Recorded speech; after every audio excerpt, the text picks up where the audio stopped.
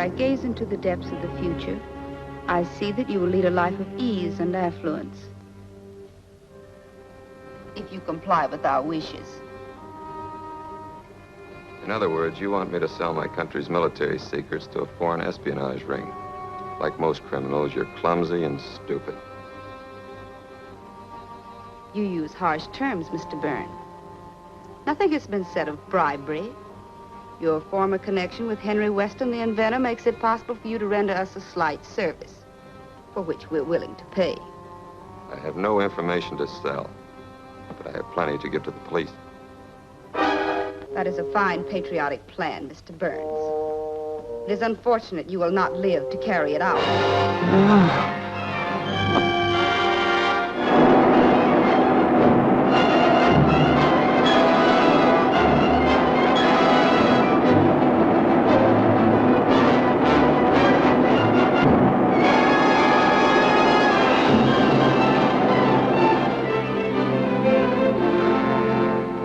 Death is the fourth in the series known as the Black Widow murders because the poison used is similar to the venom of the well-known spider.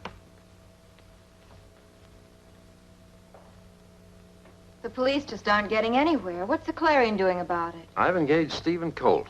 If anybody can solve the mystery, he can. Steve Colt, the mystery writer? Exactly. Colt is not only a well-known writer of mystery stories, but is also a student of criminology. His fiction detective, Rodman Crane, is one of the most able... Boy, Steve Colt and Rodman Crane know who done it before the story even starts. Yes. Stephen Colt to see Mr. Walker. Send him in.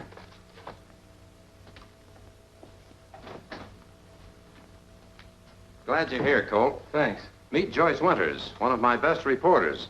She's been covering the Black Widow murder mysteries. Hello, Miss Winters. How do you do? The chief expects great things of you. Joyce will be able to help you with your reports to the Clarion. My first story is going to be about Stephen Colt. You better keep my name out of it for the present. The important thing is that people are being killed. We've got to find out who's doing it and why. Did you get me that information we talked about? All I could get. Burns' landlady was the last one to see him alive. He left the house in a taxi.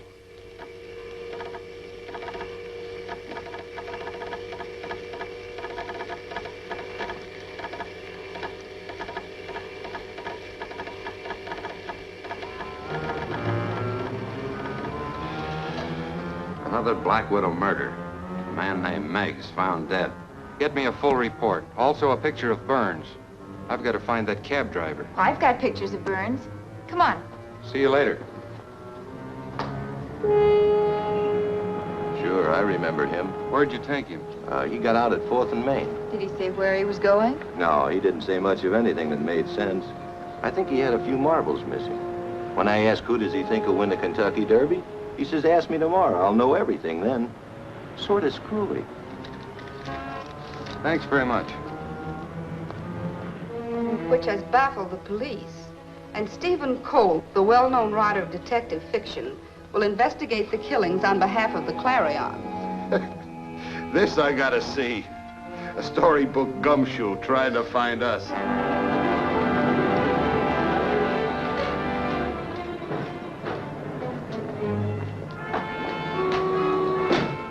Well, what would Detective Rodman Crane do now? Well, he'd probably show the picture of Burns to all the regular denizens of the neighborhood. Shoeshine artists, barbers.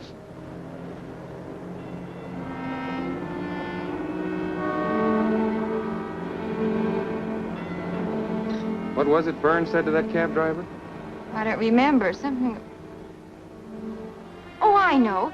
He said he'd know everything tomorrow. Correct. He was going to look into the future. There you are. Here's your card. Send for as many pictures as you want. A quarter apiece. Here's your card, folks. Send for as many pictures as you like. A quarter apiece.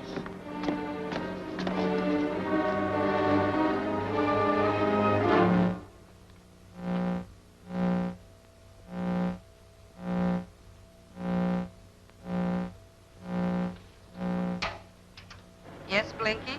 There's a guy on the way upstairs with a cute cookie. Thank you, Blinky.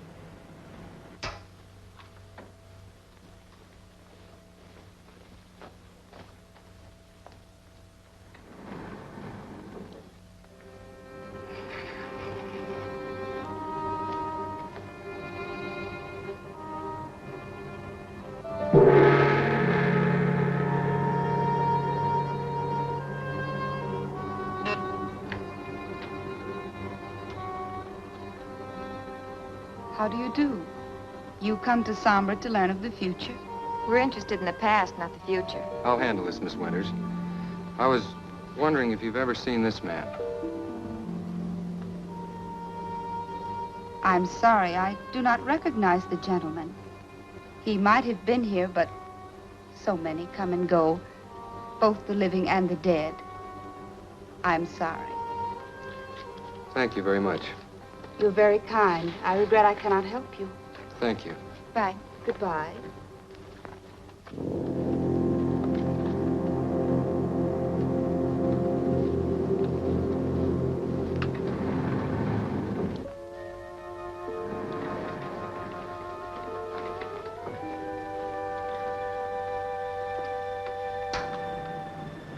Blinky, that was Steve Colt.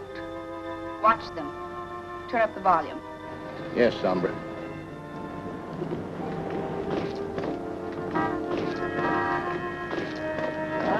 Have a card, Lee? Hey, you take pictures here every day? I sure do. Ever take one of this man? I might have. I take pictures here of everybody. Never look at them, just snap the camera. Oh, by the way, I might as well get the one you took of us a few minutes ago. Have you still got the card? Why, sure.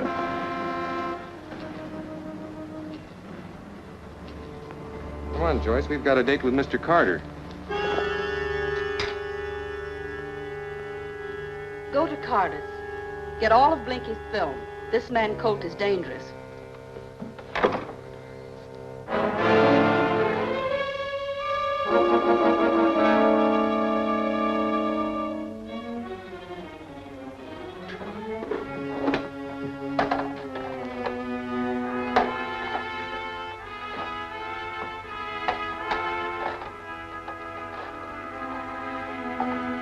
There you are, Mr. Colt. These are all of Blinky's negatives. I hope they help you solve the case. I'll solve your case. Get your hands up.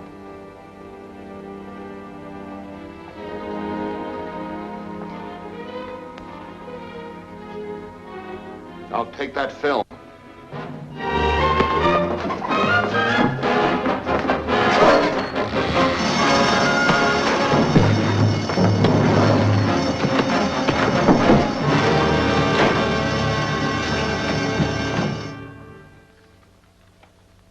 Looks like a washout, Sherlock. Wrong again, my dear Watson. Take a look at the men in the background shaking hands. That one on the right is Burns. You're right, Steve. It certainly is Burns. Wait a minute. How about the other man? Where's that clipping with Meg's picture?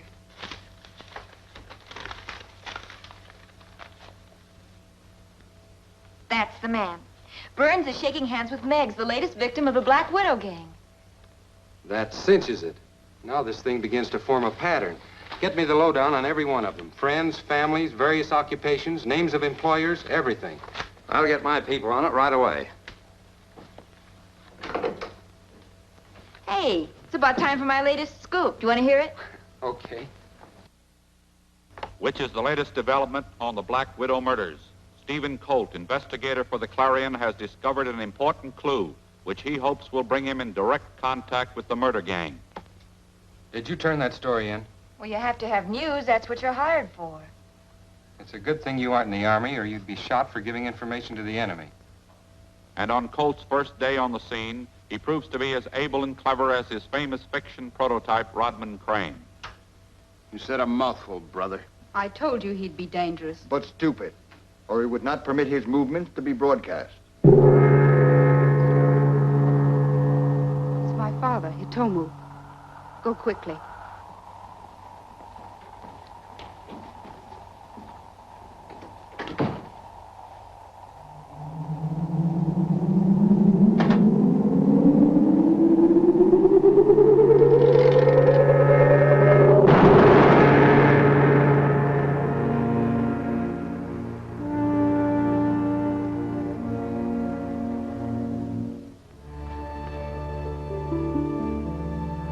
Welcome, Father. Do you bring us a message? I grow impatient, Sombra. Each moment of delay endangers our plan for world conquest. In every nation, scientists are seeking frantically for a device to combat this new atomic power. As yet without success. Quite true. As yet. But before they do, we must strike the first decisive blows. Sombra, you have not yet secured Henry Weston's formula for the fuel of his atomic rockets. Weston has been closely guarded. However, I have devised a plan which cannot fail to put it into my hands. Execute your plan at once. I shall wait for the report of your success.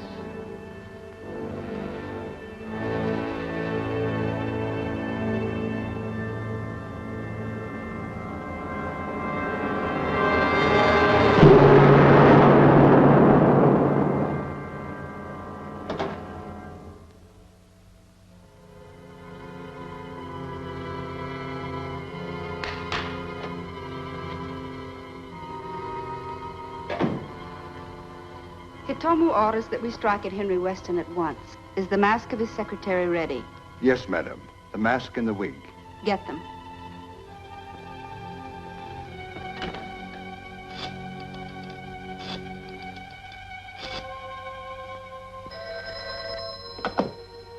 Mr. Weston's laboratory. This is Western Union.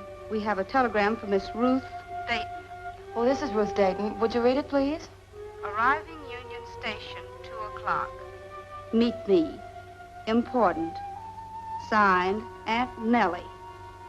Will you repeat it, please? Arriving Union Station, 2 o'clock. Meet me. Important. Signed, Aunt Nellie. Thank you.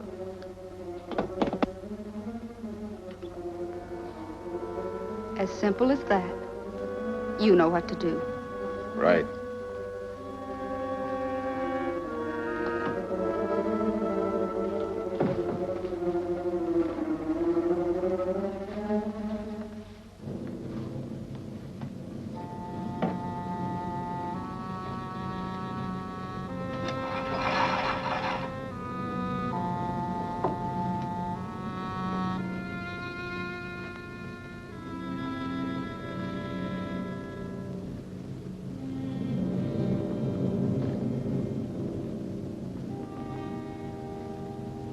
The mask and the wig, Madame Sombra.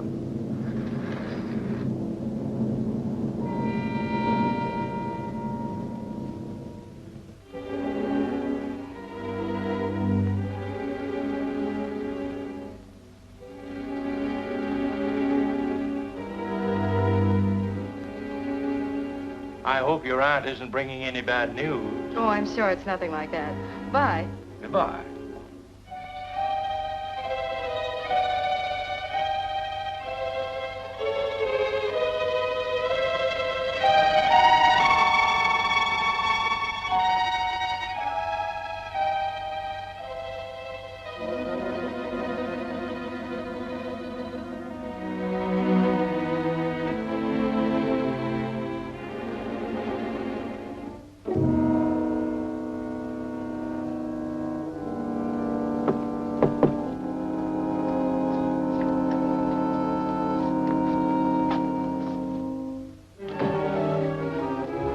Scream all you want to now. No one will hear you.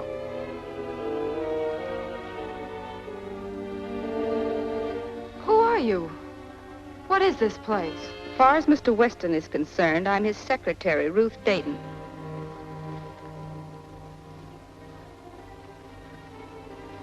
You mean that you hope to impersonate me? But that's preposterous. In spite of your disguise, your voice alone would betray you. That's preposterous. In spite of your disguise, your voice alone would betray you. Bring her in here, Ward. I need her clothes.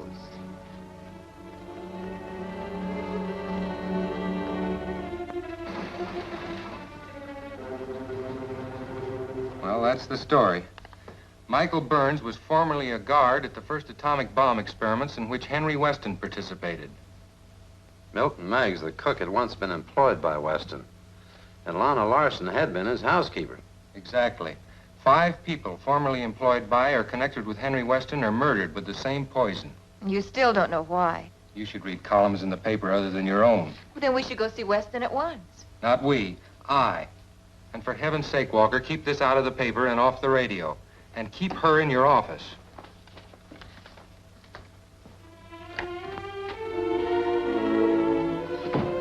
All right.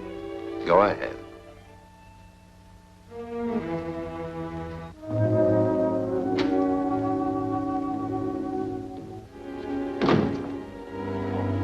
Ruth, no bad news, me right, I hope. Oh, no.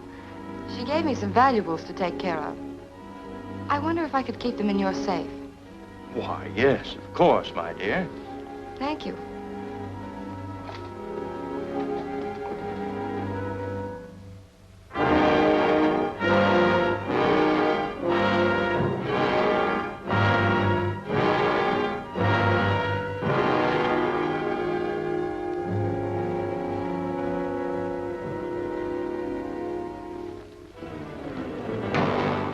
Get your hands up, Weston. Ruth, what's the meaning of this? We need your rocket fuel formula. Get over there.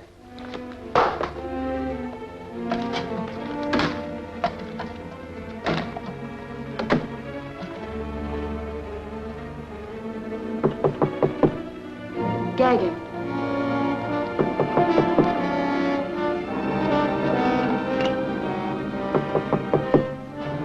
Put him behind that screen. I'll see who it is.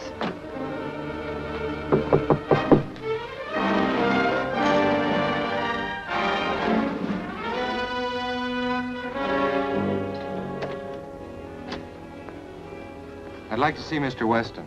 I'm sorry, he isn't in right now. When will he be in? Not before tomorrow.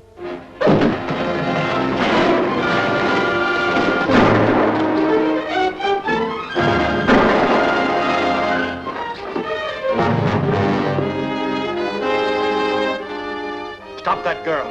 She's got the formula for my rocket fuel.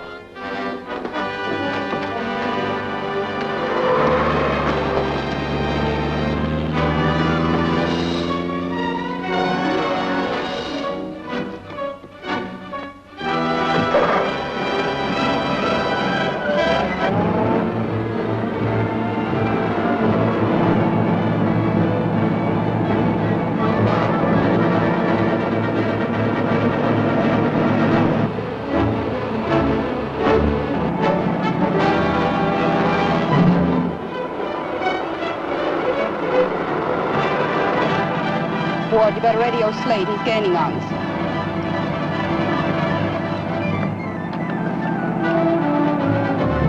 Ward calling Slade. Ward calling Slade. Ward calling Slade. Come in, Ward. We're getting close to your corner. Take care of the guy that's following us. I got it.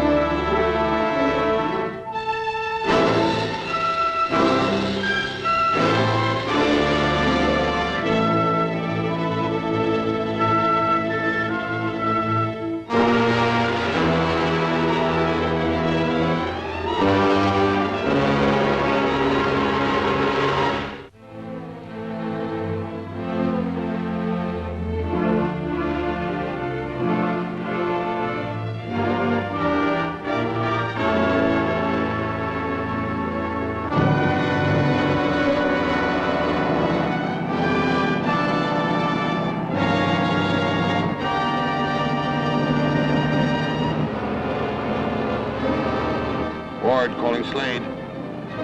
Ward calling Slade. Come in, Ward. We're getting close to your corner. Take care of the guy that's following us. I got it.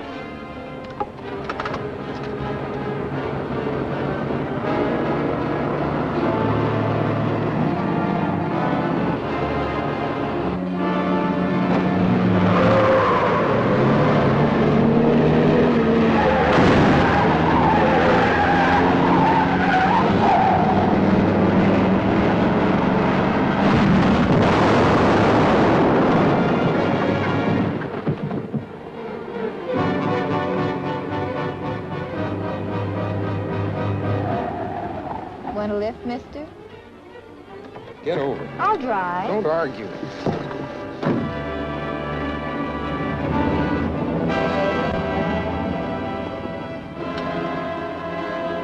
Slade, calling Ward. Slade, calling Ward. I'm in, Slade. Another car just picked up Colt. You're still being followed. Change the color of the car.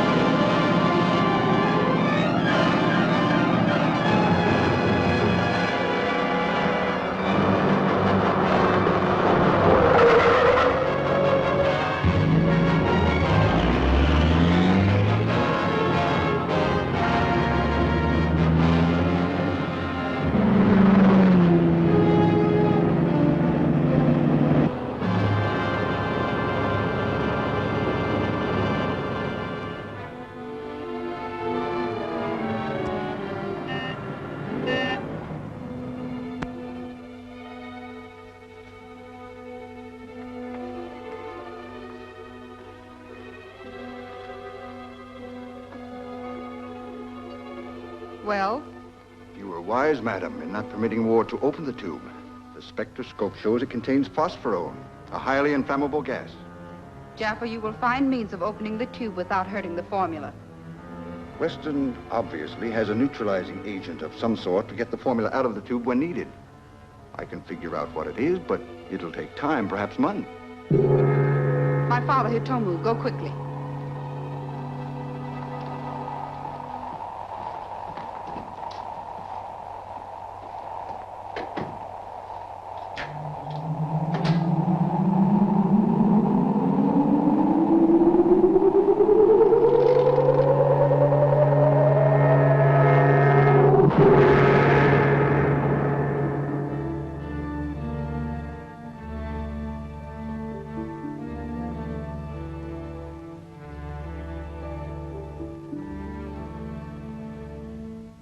What is your will, Father?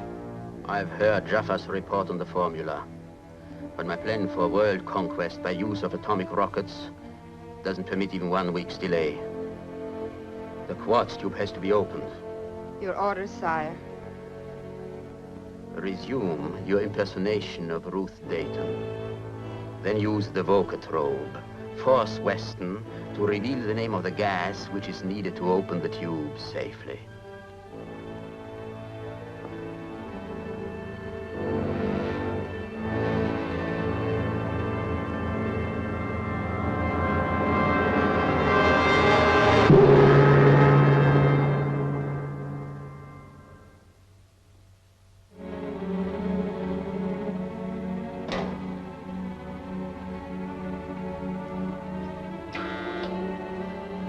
Ward, Jaffa. Ward, you stand by. Jaffa, prepare the vocatrobe.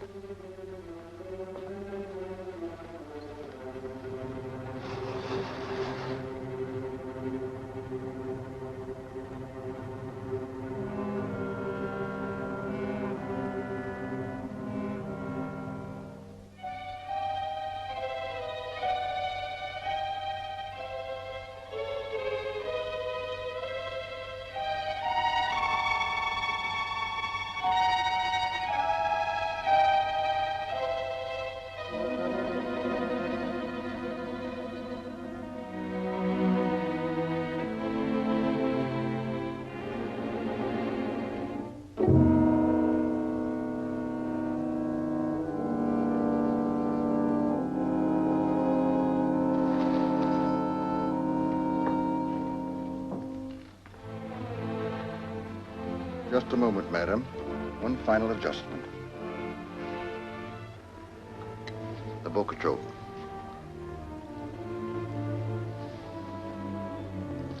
Both of you stay by the receiving set. And as soon as Weston begins to talk, you... And as I thought, Western Union did not phone Ruth Dayton. I can't believe that she would suddenly turn criminal. But she did take the formula. I know, but I'm sure she's not responsible for what she did. She must have been hypnotized. It's a scientific fact, Weston, that a person can't be forced to commit a crime while hypnotized that he wouldn't be willing to do without being hypnotized.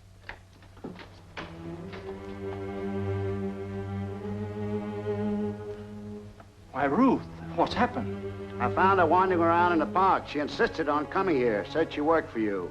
She does. We'll take care of her. Thank you, officer. Can you tell us what happened, Miss Dayton? Well, when I left last night, 2 men forced me into an automobile.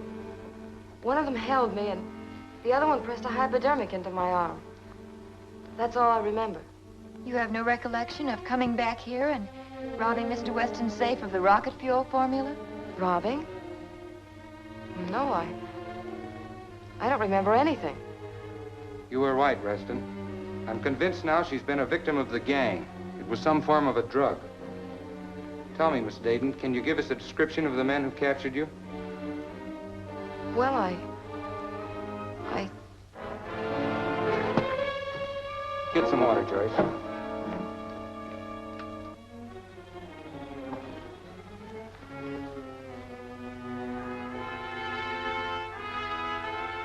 You'd better go home at once, young lady, and stay there until you're perfectly well. But I'm way behind on my work, Mr. Weston. Nonsense. Mr. Weston's right. You need a rest. I'll take you home in my car. No, just get me a taxi. All right, I'll take you to a taxi. Now, I'll give you a hand with her.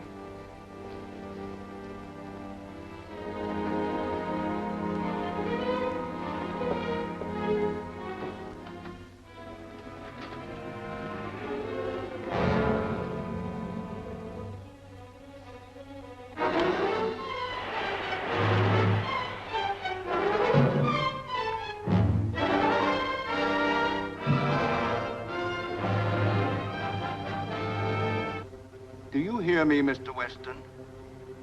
I hear you. You must answer every question truthfully. Do you understand, Mr. Weston? I understand. Tell me the name of the chemical used to neutralize the phosphorone in the quartz tube. Cyprocilium acid. Where can it be obtained? The Cornwall Chemical Company. That is all, Mr. Weston.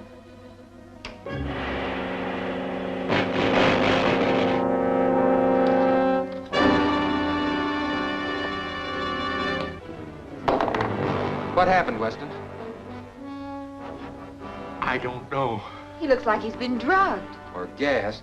This device is similar to a midget sending and receiving set developed by the Nazis during the last war. I was right in the first place. Ruth Dayton is working for the Black Widow gang, and she planted this while she was pretending to... When we came in, Weston, you said something about the Cornwall Chemical Company. What does that mean to you? Why, they have the only supply of cyprocilium acid in town. Where are you going? Cornwall Chemical Company. See you later.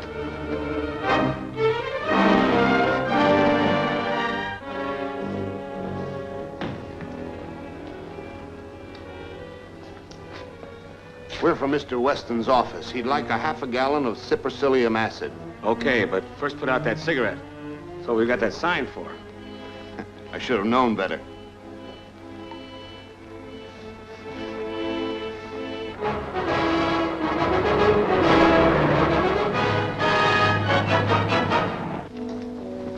Mr. Weston gave strict orders that I wasn't to let any of that acid out without his written permission. Yeah, sure. I got it.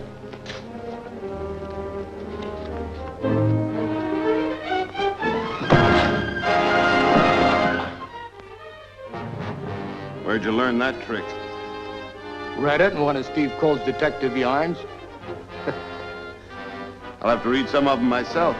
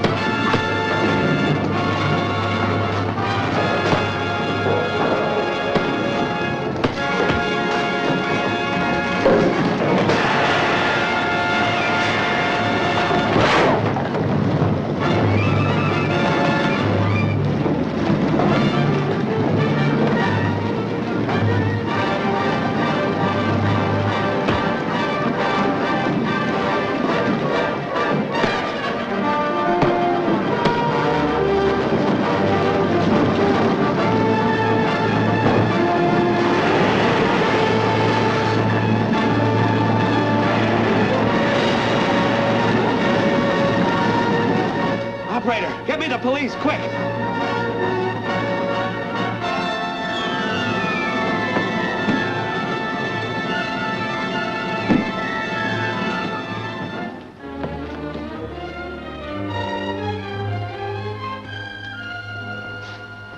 What do you know about those mugs? I never saw them before in my life.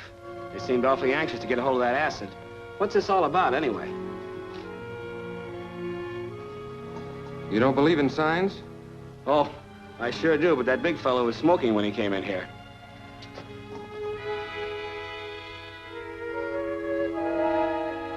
You got a classified phone book? Sure.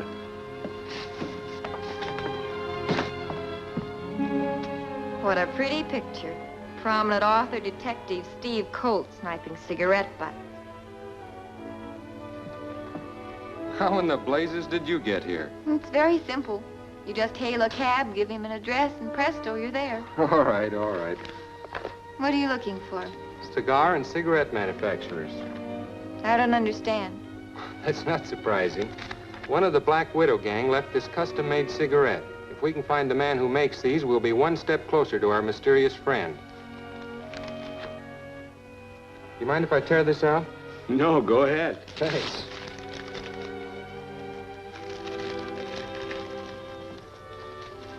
I'll see you at Walker's. Hey, wait for me.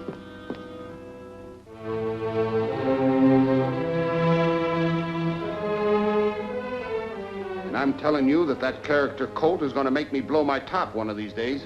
We don't have to lose our heads, even though we may have lost some time.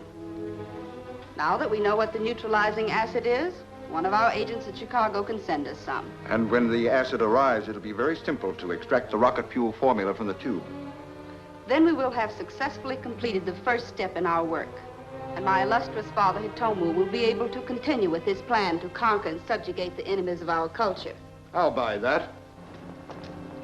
There you are. Here's your card. Send for the picture. They're 25 cents apiece. Thank you very much.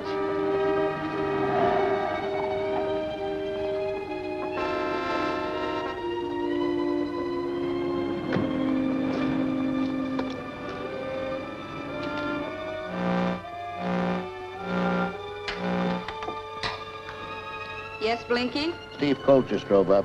He's stopping at K-Bob's tobacco shop.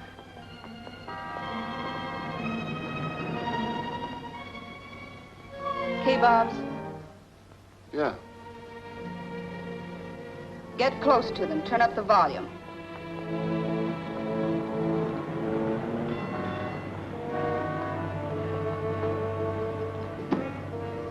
Can I help you? Yes.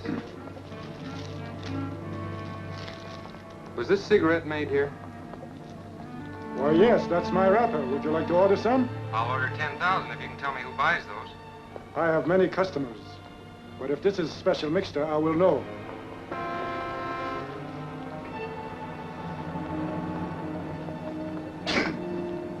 A thousand pardon. You see, I am allergic to tobacco. But I know him well. Millifloris nicotina. Who, the man? No, the tobacco. The man who buys this mixture is a very fine gentleman, Mr. Ward. What's his address? Oh, that I do not know. Perhaps this will refresh your memory. It would, but I don't know where he lives. He always orders by phone and picks up his own packages. Here's my card. Suppose you let me know the next time he's supposed to show up. Of course, I'll be very glad to. Thank you. Pretty smart cookie, that guy. Looks like I'll have to change my brand. On the contrary. But he's got it fixed with K-Bob. At the moment, that's to our advantage. If Colt found out that much about you, he may know more. We'll have to put an end to his meddling.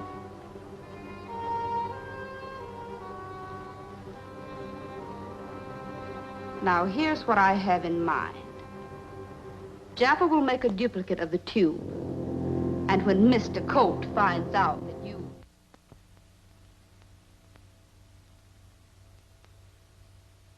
I wonder what's happened to Sherlock. We were just talking about you.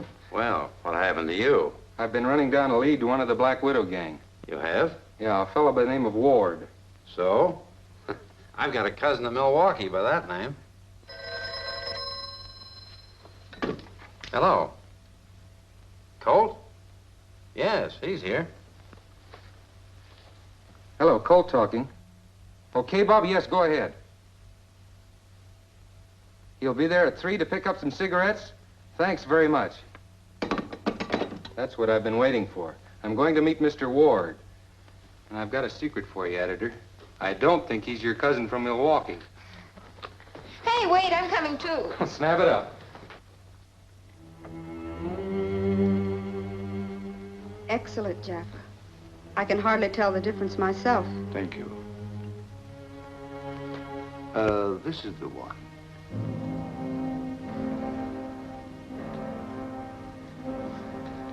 Pretty neat job. Award. Careful. The explosive's in there for Colt, not for us. And remember, after you pick up the cigarettes, go right to Mendoza and be sure you're followed. Okay.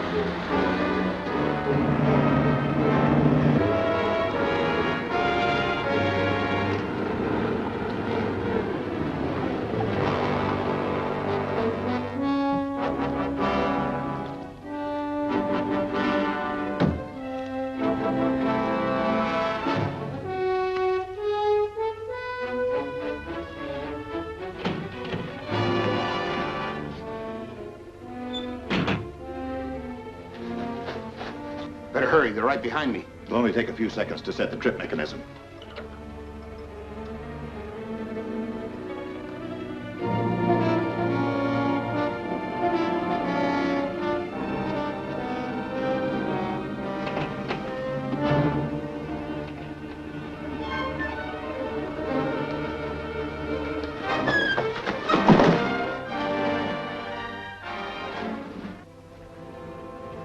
Well, the end of another wild goose chase. That must be another way out. Hey, Sherlock, take a look.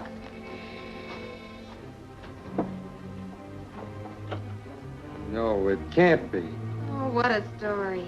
There won't be any story until this is safely deposited in Weston's vault. Let's go.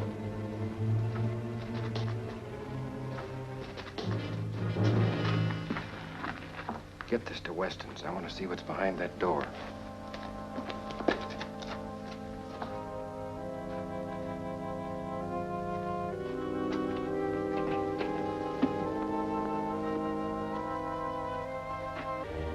You're sure now that the explosive in that tube will go off all right? Your two friends will be blown to bits before they ever reach their destination. Get him up. Over there.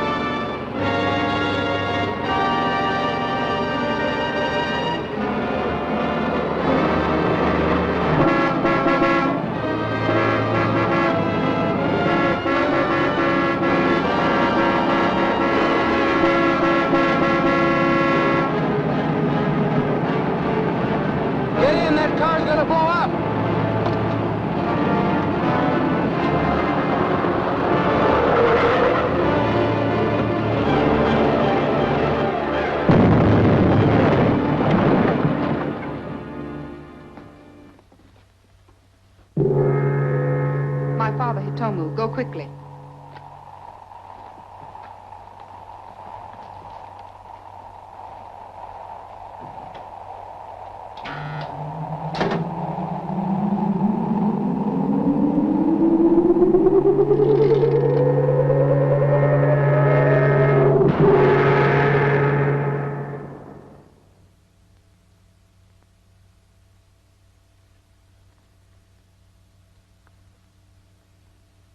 Much has been accomplished, illustrious father. Jaffa has successfully taken the Western formula from the quartz tube. Mendoza is preparing the rocket fuel for testing. We progress. Yet I grow impatient. We must speed the next move toward placing me on the throne of the world. Weston will soon test his rocket motor. I must have it. It will propel the atomic bomb to any point in the world. His laboratory is closely guarded. We will strike at the first opportunity. Remember, Sombra, speed is important, but success is imperative. Yes, Father. That is all.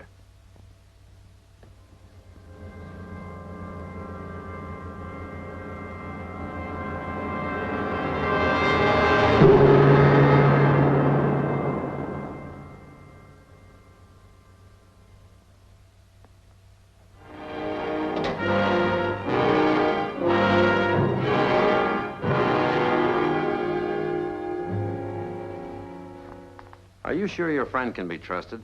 Absolutely. We flew together during the war. Well, you aren't writing a mystery. Give. A friend of mine, Andy Baldwin, bought a transport plane from the Army. Flies a freight service between Turner Field and Johnson City, just beyond the testing grounds. I've arranged to have him transport the motors for us in a non-stop flight. Sounds good. A decoy shipment will leave Weston's laboratory by truck under heavy guard an hour before we take off. And that's just 3 hours from now. I'll phone you as soon as we land. Good luck. I'll see you later.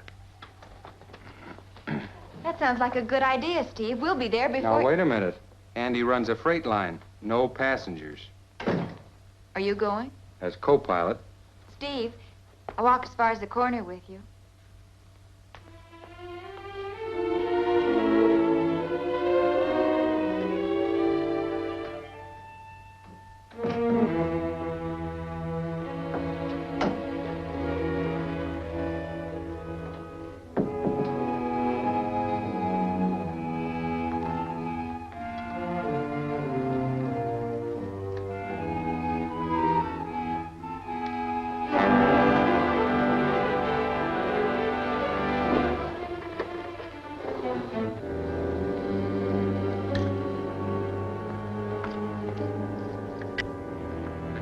shipment will leave Weston's laboratory by truck under heavy guard an hour before we take off. And that's just 3 hours from now.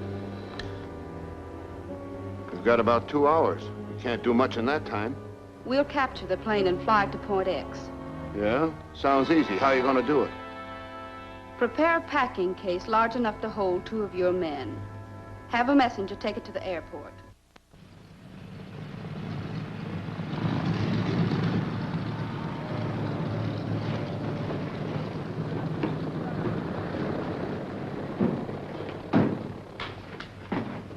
What do you want? Got a box in my truck for Steve Colt. I'm Steve Colt. Can you prove it? Why, sure. Why? What gives? Oh, I gotta make sure the box gets to the right guy, that's all. He's Colt, all right. Give it to him.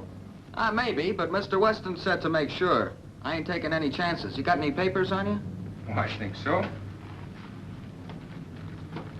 Here's my driver's license and my Army identification card. Even got my picture on it. Guess you're Colt, all right. Sign for it.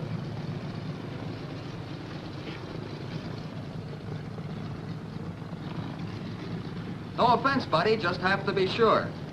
Mr. Weston said to tell you to drop this box off at Bisbee, Arizona. It'll be needed later.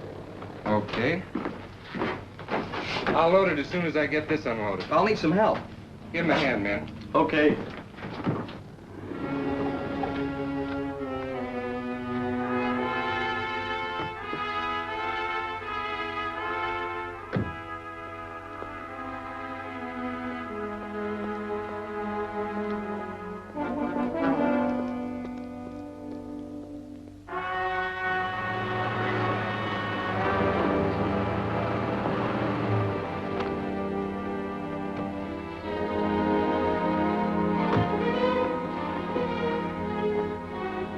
How'd it go? Colt fell for it like a ton of bricks. Swell. The rocket motors will be in our hands within an hour. See you later.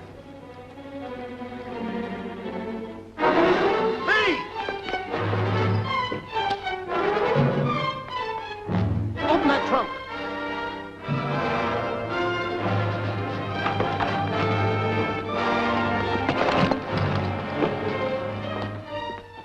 Hurry back to the platform and get the rest of the freight, will you? It's almost time to take off. Right.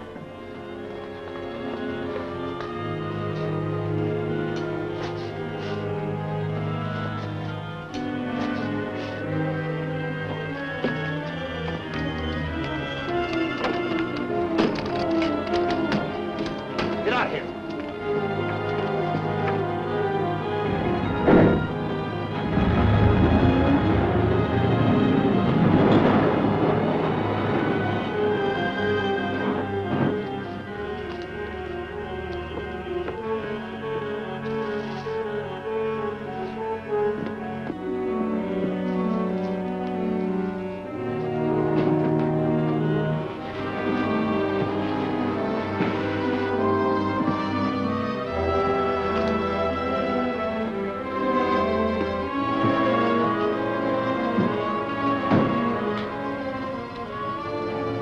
That did it. See you later.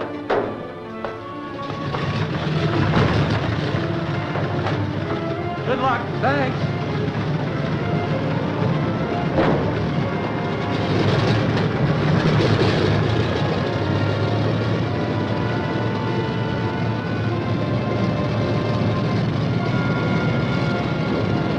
Okay, Andy, take her away.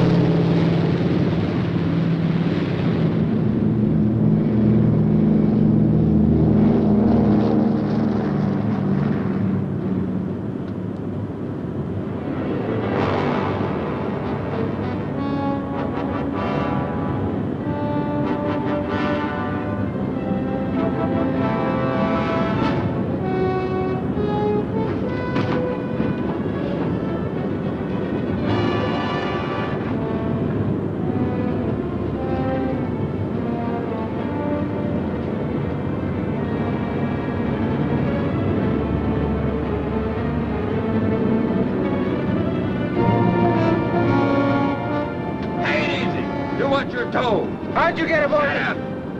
Fly due north. We're landing just over the Navi Mountain. Can't. Too much cargo aboard. Can't get high enough. Aren't there any passes through there? Yes, but there's too big a load. We'll dump out the cargo, all except the rocket motors. Get back there and help.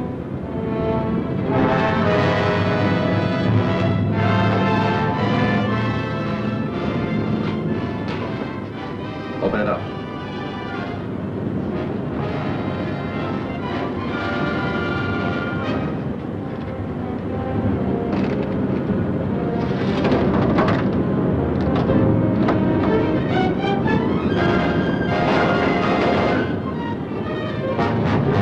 Shove that stuff out.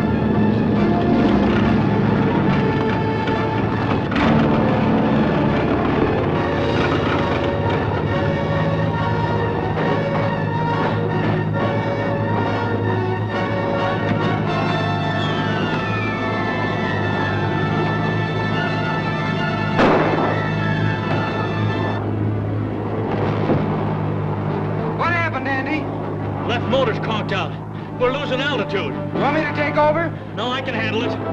Try to hold your altitude. I'll unload all the cargo except the rocket motors.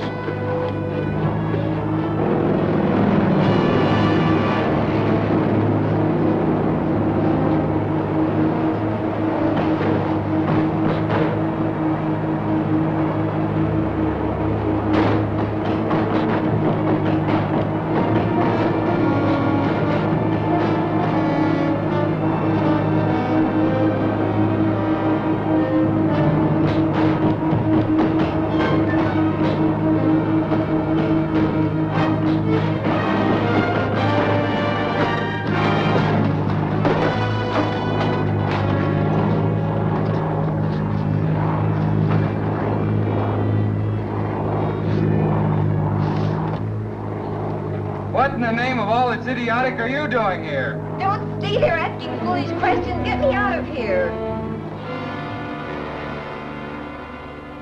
After we unloaded all the excess cargo, we were able to make a landing. I'm glad you were able to get the motors to the testing field. However, it's left you without a clue. No, not quite. They were trying to force Andy to fly the plane on a new course over the ridge. I've had aerial photographs taken of the whole territory. I can't see how that will help. I'm having a map made from which I hope to spot a secret landing field. They'll never shake Steve off the trail, Mr. Weston. And what a story I've got for the late editions. The only story your paper will publish is the one I dictate.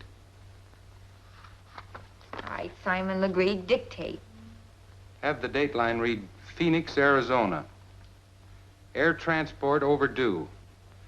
Privately owned plane missing and believed to have been forced down somewhere in the mountains.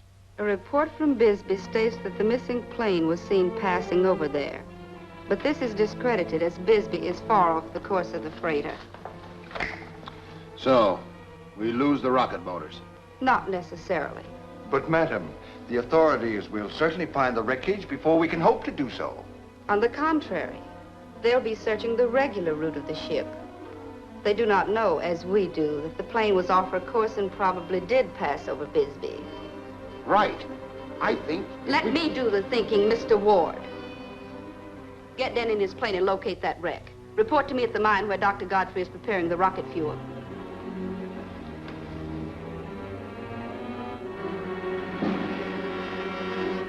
This is all rough and rugged territory. Must be some place where a plane could make a landing. Uh-oh. Here it is. That doesn't mean much to me. That's a flat field with trees around it. An ideal place for a hidden landing field. Pretty smart, Steve. Do we go out there? I do. You stay here and beat the typewriter. If you go, I go. After all, I have some standing on this newspaper. Either I go alone or you get a new man in my place. Now, hold on. I can't have you two fighting. You'll have to compromise. Must be some other way.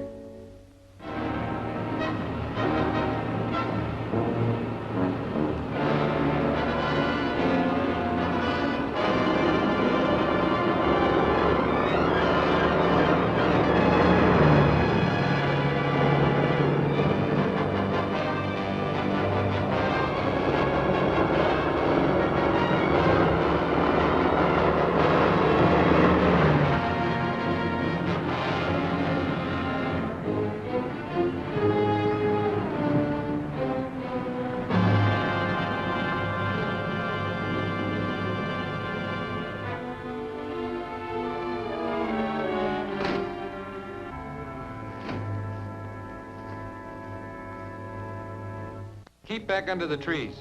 Would you think it impertinent if I asked just what you expect to accomplish in this cow pasture? I expect a visit from some of the Black Widow gang, and I don't want you cavorting about to let them know I'm here. Perhaps if you'd not be so secretive.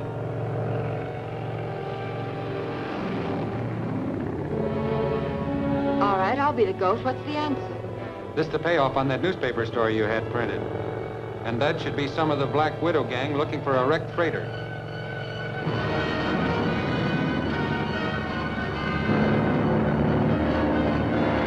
Not a sign of it yet. I'll hop out and report to Sombra at the mine.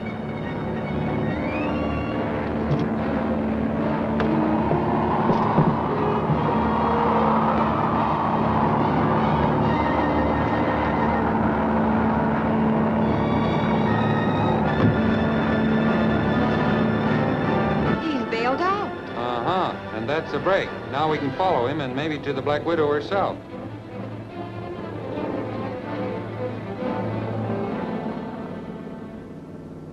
Come on, Joyce, and watch your step.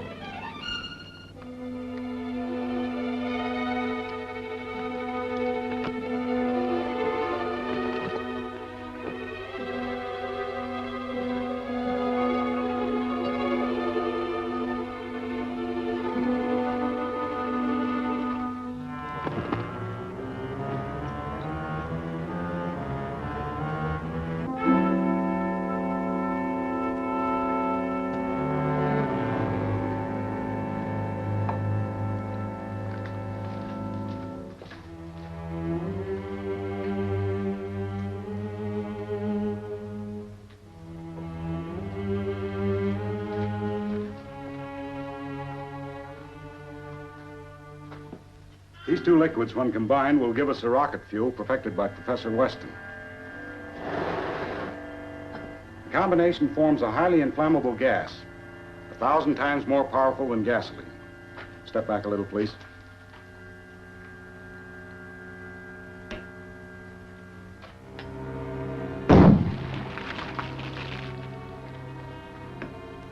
You have done well, Godfrey. But I should think there would be danger of an accidental mixing of the liquids. Well, I've taken that precaution. The pipe extends from each of the tanks into the tunnel. In case an accident threatens, both tanks will be emptied into the tunnel under pressure, and the flames will burn themselves out. Someone is coming.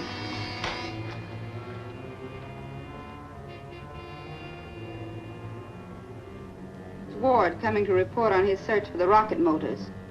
Open the door.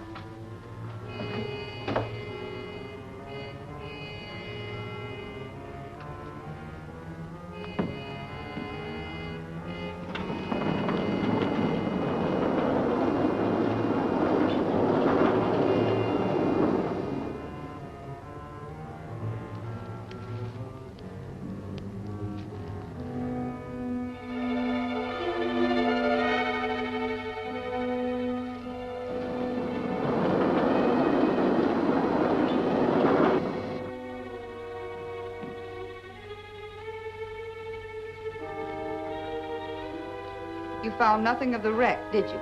Not a trace. But how could you know? Because there is no wreck. We've been tricked. But the newspaper said the plane was reported flying over Bisbee. The Daily Clarion is the only paper that carried that story. Steve Colt works for the Clarion. But he couldn't trace us here. I'm not too sure about that.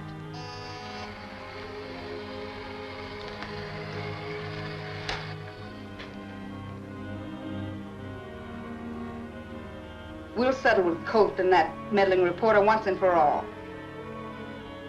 Open the door.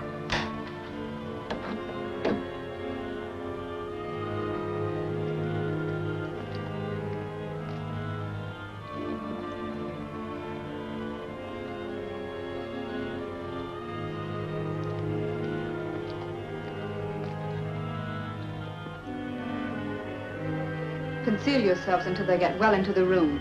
Don't fire till I give the word.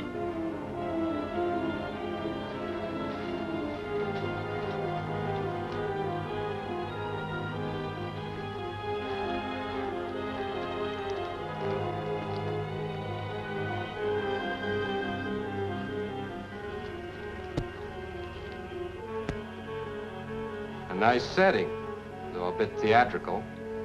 The Black Widow, huh? Clever of you to deduce that. And you, the innocent fly who has walked into her parlor. Did you hope that an insignificant storybook detective could block the plans of the greatest scientist of all times, the future ruler of the world? I don't know the gentleman, but he sounds unpleasant. And I don't think he'll conquer the world. It's been tried. Drop that gun, Mr. Colt. You're covered from both sides.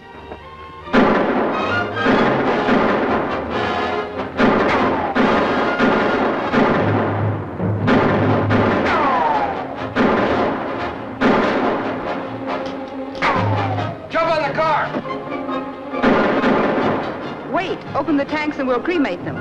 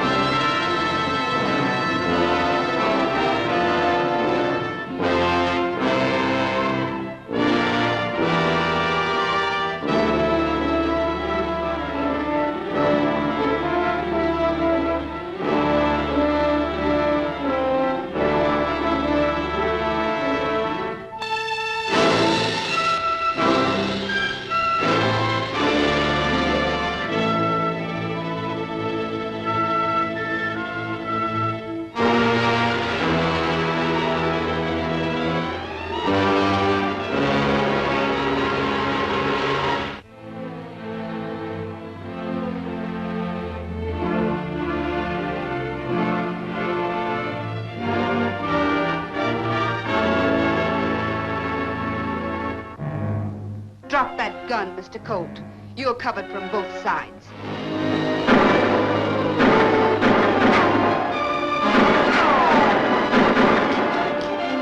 Jump on the car! Wait, open the tanks and we'll cremate them.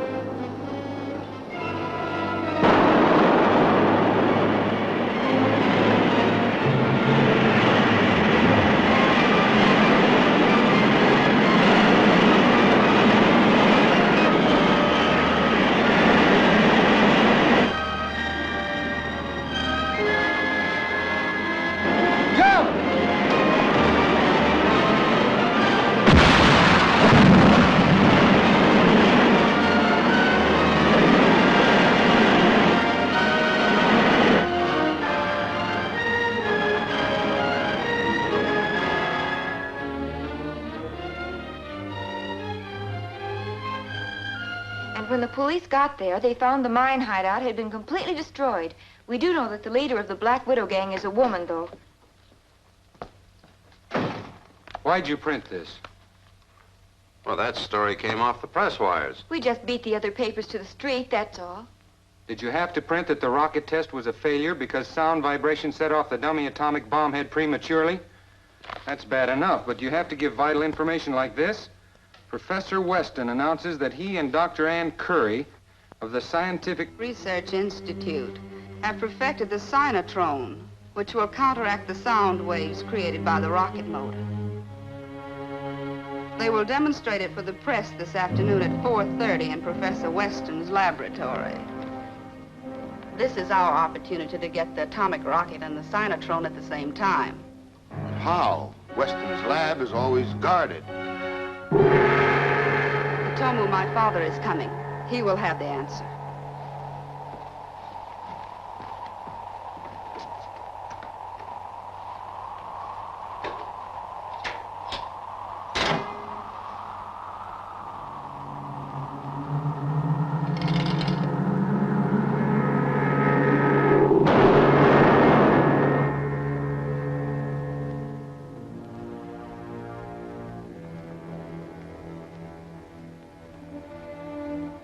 You're right, Sombra.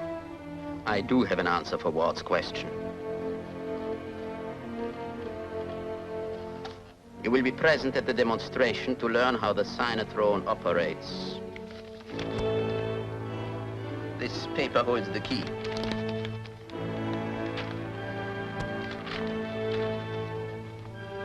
Have Jaffe form a mask in the likeness of Dr. Ann Curry, and then have Ward take his men and... I'm sorry, Miss Winters, but I'm not giving any information until the demonstration at 4:30 this afternoon. But I was hoping to make the late edition with your story about the cyanotrone in operation. Dr. Curry is absolutely right. All the press should have an equal chance at the demonstration. Well, I'll compromise, Dr. Curry, if you'll have lunch with me. Oh, I won't question you about the rocket or the cyanotrone. You see, I'm doing a series of articles on women in science, and I'd like to get some information about your background from you. I'll be glad to.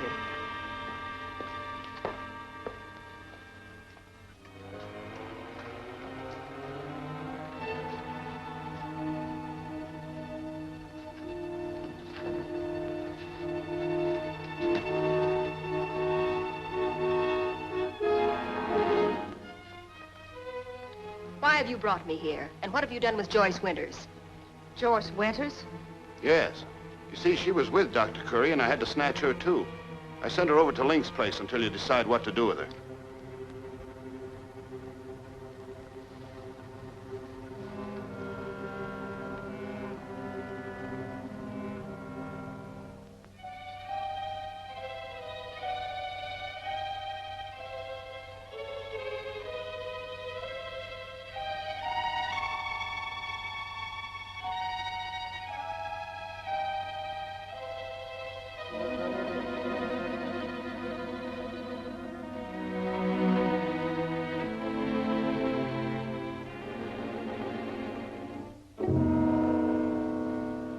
Ward. Get a truck and be at Weston's lab at 4:30. What about that newspaper woman? We'll take care of her later. In the meantime, she's safe at Link's apartment.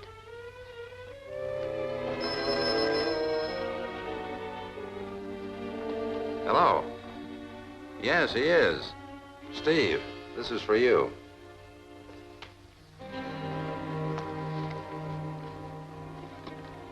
Hello, Colt talking. What? Are you sure? What's the address? 311 Front Street, apartment B. Thanks very much. The phone company received a code message for me from Mason 6753. It was from Joyce saying she was being held there. We better call the police. No, it might be a trick. Besides, if Joyce is a prisoner and the police show up, the gang might kill her. I'd better go alone.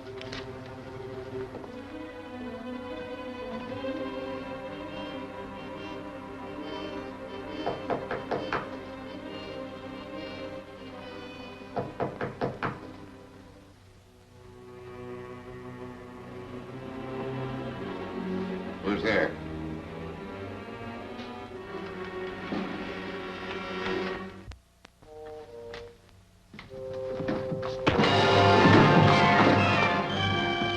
Am I glad to see you? How'd you get here? Well, I was taking Dr. Curry to lunch when Ward and this man grabbed us. He brought me here, and Ward took Dr. Curry, I don't know where. Dr. Curry? That means they're after the atomic rocket and the cynotrone. The demonstration's at 4:30. We better get to Weston's at once.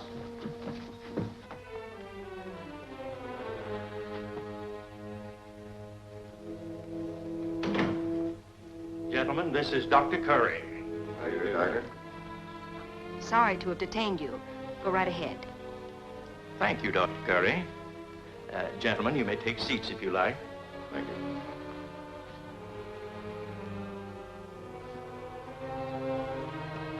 Gentlemen, the purpose of this demonstration is to show how the premature explosion of atomic rockets will be prevented.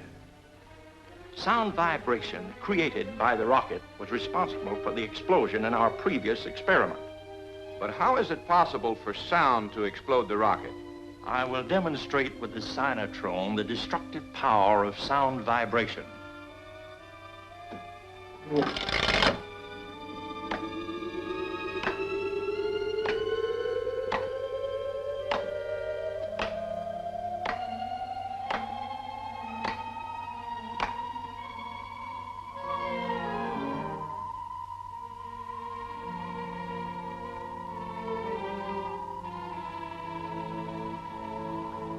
Watch that flash, gentlemen.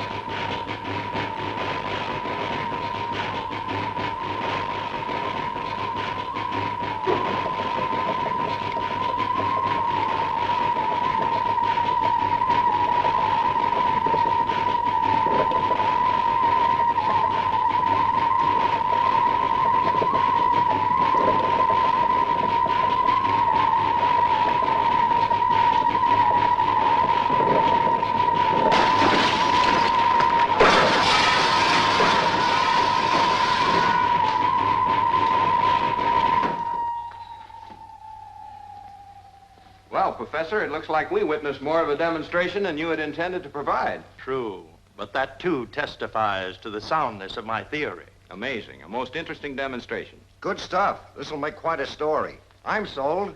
Thank you and goodbye, gentlemen. Thank you, Professor. Bye, Doctor. Goodbye. Bye, Doctor.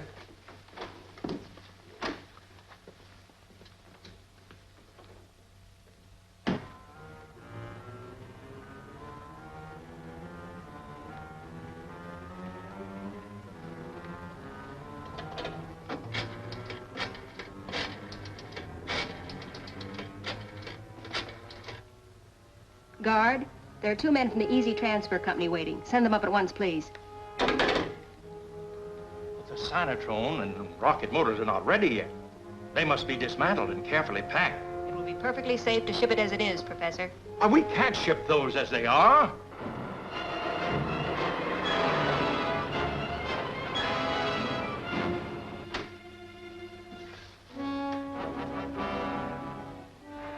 Where's the pickup? I positively refuse to allow you to move this equipment. Now, Professor. Take the rocket to the truck.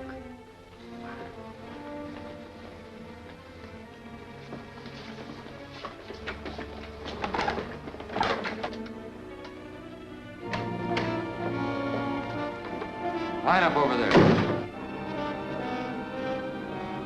Why, Dr. Curry.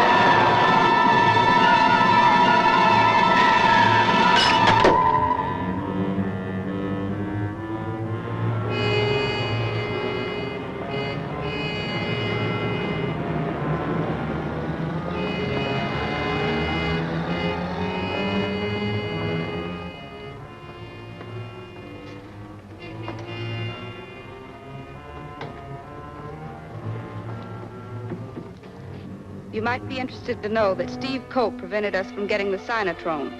It's too bad he didn't prevent you from getting away, madam. Your comment is so harsh, Dr. Curry.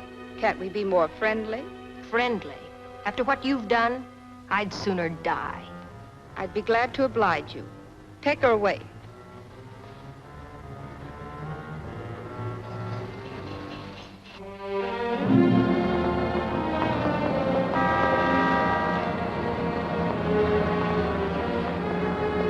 The Black Widow, mysterious murder, has again struck a terroristic blow. This victim in this series of outrageous murders is Dr. Ann Curry, noted physicist. And so they killed Dr. Curry. Same old story. The only difference is the victim's name. And Steve still hasn't got a single clue that could be used to run That's down... not quite right, Walker. There's some interesting fingerprints under that cellophane. And that's Dr. Curry's handbag she left at Weston's. But the Dr. Curry we saw there wasn't the real Dr. Curry. Now, don't tell me. Let me guess. I know. With the Black Widow. That's right. This is nothing to kid about, Steve. I was never more serious in my life.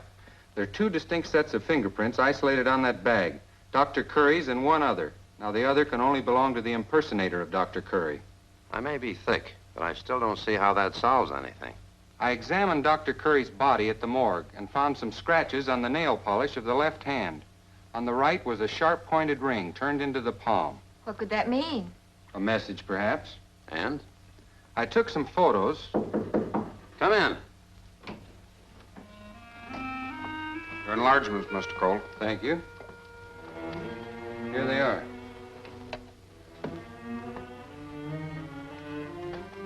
You see the letters M-Y-S-T? Mm-hmm. Yes. And do you see the particles of polish stuck to the ring? No doubt. Dr. Curry was trying to convey some sort of message. What could it mean? It's only part of a word. M-Y-S-T.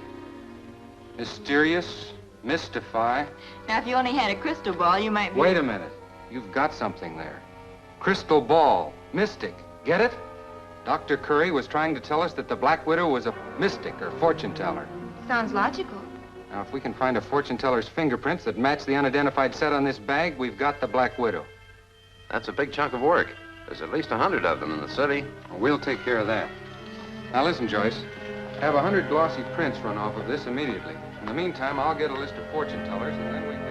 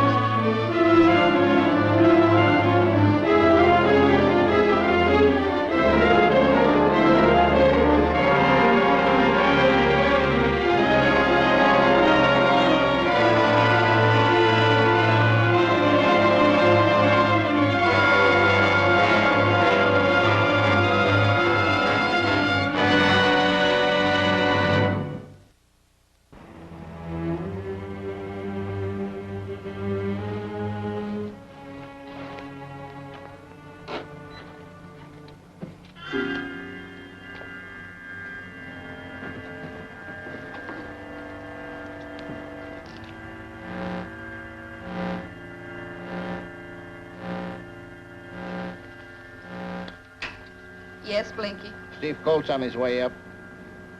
Alone? Yes. Stand by. Think he's wise? I'm supposed to be a fortune teller, not a mind reader.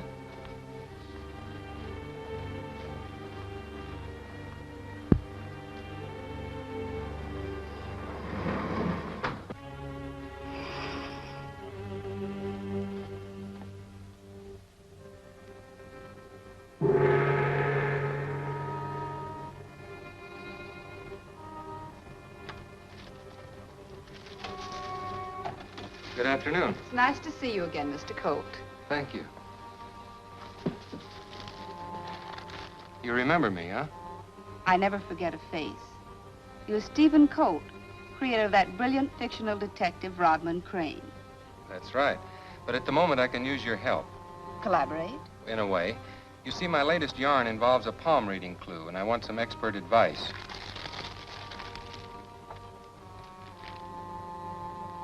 You know this person? Yes. Then you can check my reading. Very clever. This palm indicates a woman. Strong character. Perhaps a teacher or some professional. Pretty good so far. This line indicates successful achievement. The lifeline suggests a ripe old age. You've helped me greatly. Oh, no. But perhaps you can send me an autographed copy of the book. It'll be a pleasure. And I won't forget to inscribe it to Madame Sombra.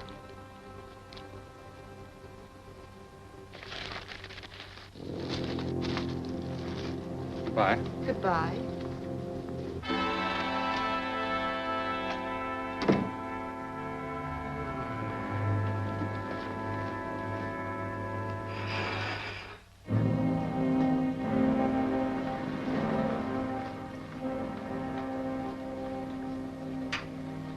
Blinky, Colt just left here.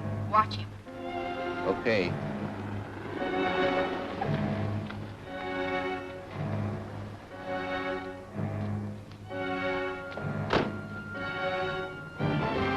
Girl from the Clarion's here.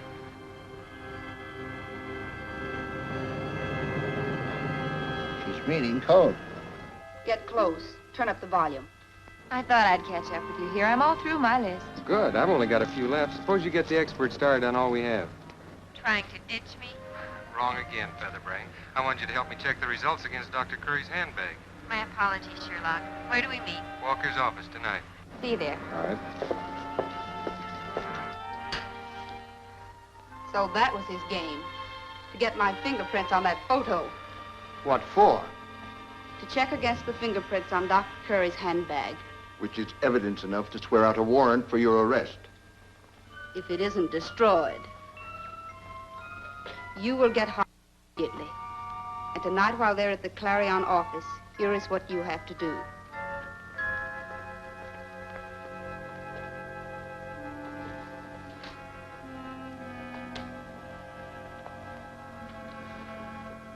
I'm all set. So am I. Now start calling off the fingerprint data from those photos, and I'll check them against this print from Dr. Curry's handbag. And what a story on the Black Widow if we find a set that matches. Right, Dr. Watson. Go ahead. Arch 1, loop 2, whirl 1.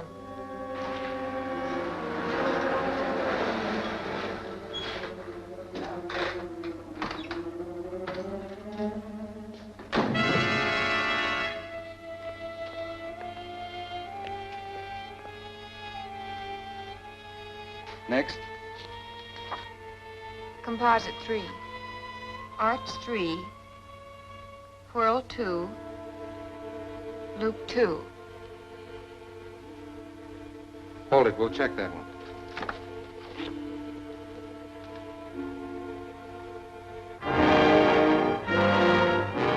Get him up.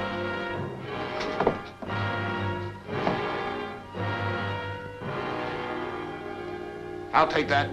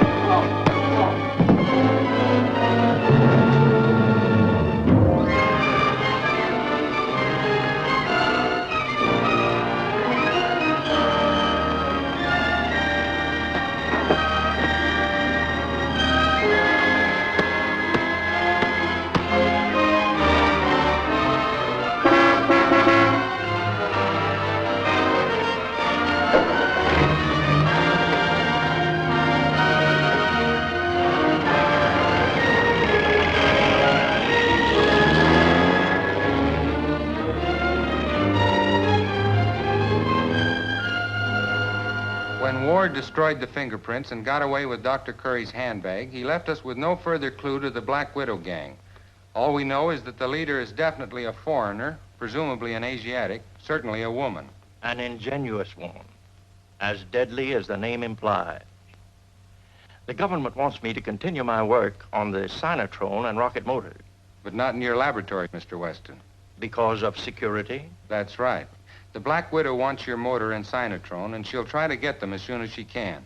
Can you suggest a place? Yes, a good one. And you can stay there till your work's completed. After all, Weston, the Black Widow can't move against you if she can't find you.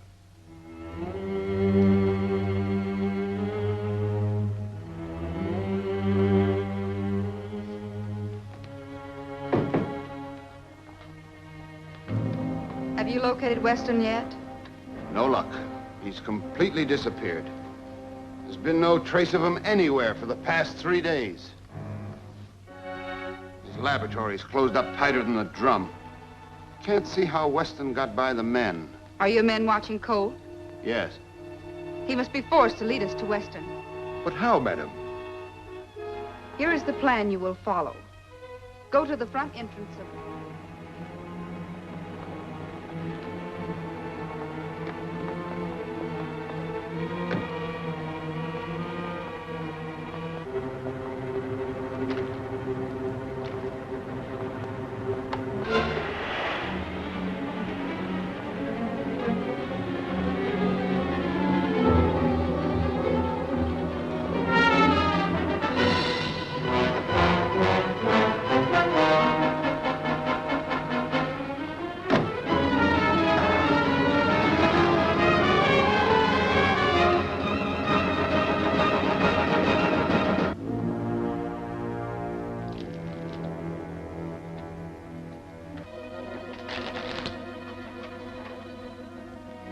My deal.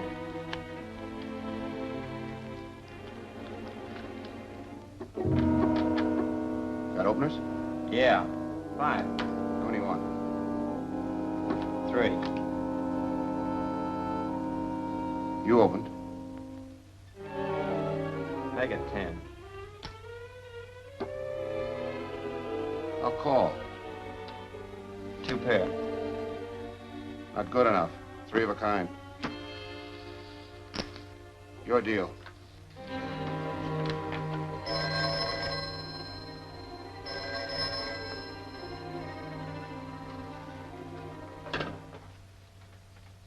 Hello?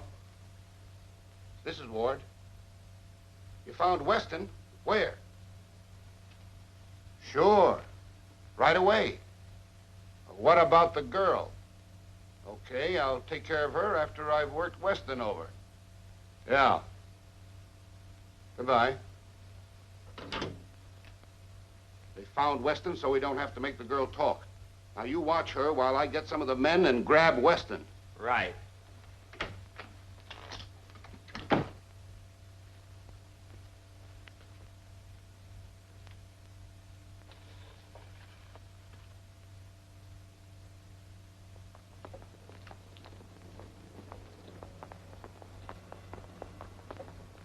I heard Ward say they'd found Weston, and then Ward left, and I slipped out the window and got away. Well, aren't you going to do something? Ward might kill him. Now, calm down. You know, you're liable to blow a fuse. Calm down. With Weston's life in danger, and if you don't do something quick, the Black Widow will get the Now, rocket. wait a minute. If you could only think as fast as you can talk. Listen, Steve Colt, I've heard about Now, his... don't get excited. Suppose you listen to me for a change.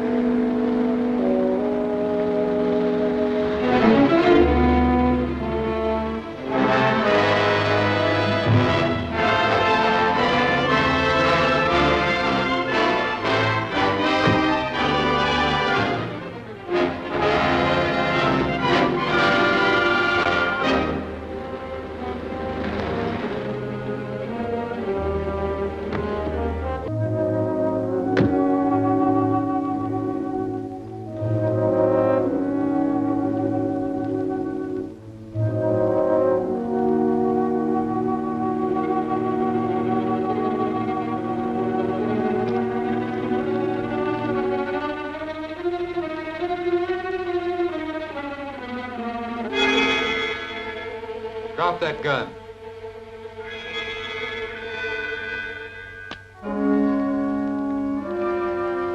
I didn't fall for that phony escape, Ward, and besides, I knew no one could find Weston. Now I'm going to take you to the police, and you're going to tell us who the Black Widow is and where she is. Pretty sure of yourself, eh, Colt? No, but I happen to hold the whip hand. Start walking.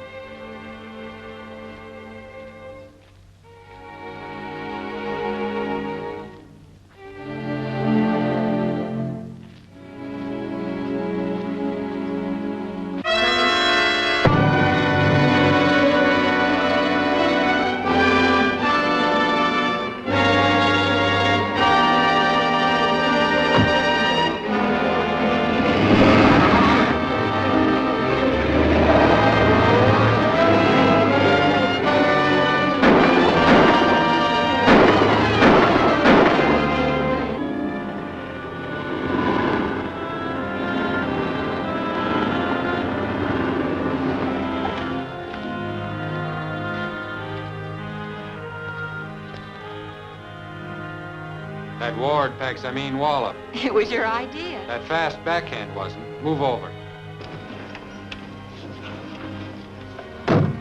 What is this thing? It's a receiver that picks up an oscillation tone signal. It works. Naturally. And the oscillator I planted in that other car will lead us to wherever Ward drives. And it's my guess it'll be to the Black Widow.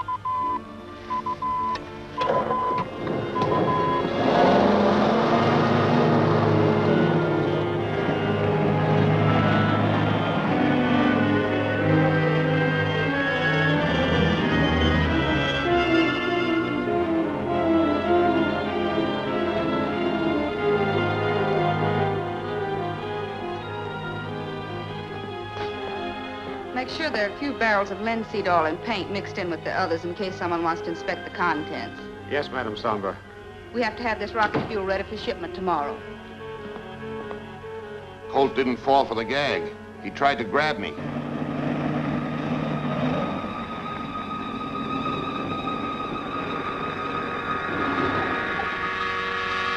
You wait here. There might be trouble. And Miss Story, not this girl. I guess there's no use arguing with you. Steve Colt! What are you doing? Stop!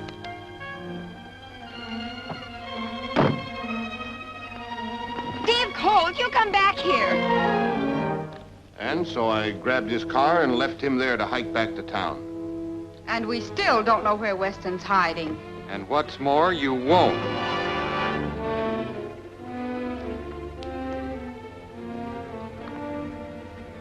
Move over and face the wall.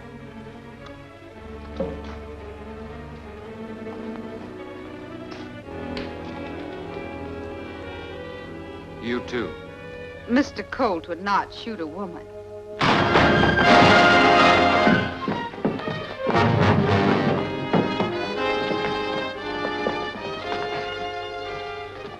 I regret it is necessary to kill you, Mr. Colt.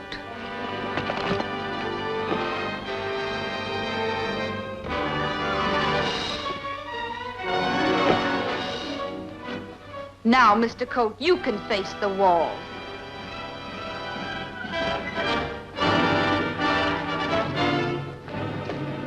Now, Ward. This is a pleasure. Look out, Ward!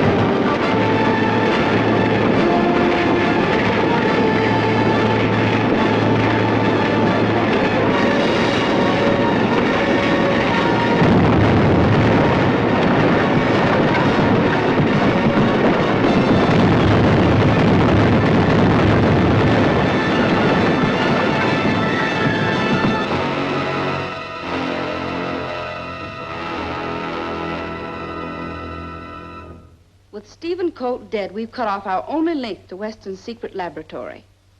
And Hitomu's whole plan for world conquest lies in our securing Weston's atomic rocket. Madam need not regret the untimely death of Mr. Colt. Both he and Miss Winters are alive. Stephen Colt narrowly escapes death. That's too bad. Trapped in the explosion of a burning warehouse, the celebrated author and criminologist lies in Mercy Hospital, suffering from a severe concussion and possible internal injuries. Joyce Winters, Clarion reporter who was with Colt, escaped unhurt and was able to summon aid. This is our chance to make him prisoner and force him to lead us to Weston's hiding place. Hitomu, my father, go quickly. Wait a minute. Why must the doctor and I take orders and risk our necks for someone we've never even seen? Come on, Ward. No, wait till I've had my say. You tell me there's a supreme master who lives on the other side of the world and can be brought here in a few seconds by some sort of super scientific Rube Goldberg contraption. You doubt the existence of my father. When my neck's at stake, I believe only what I see. Perhaps you're right. Watch closely.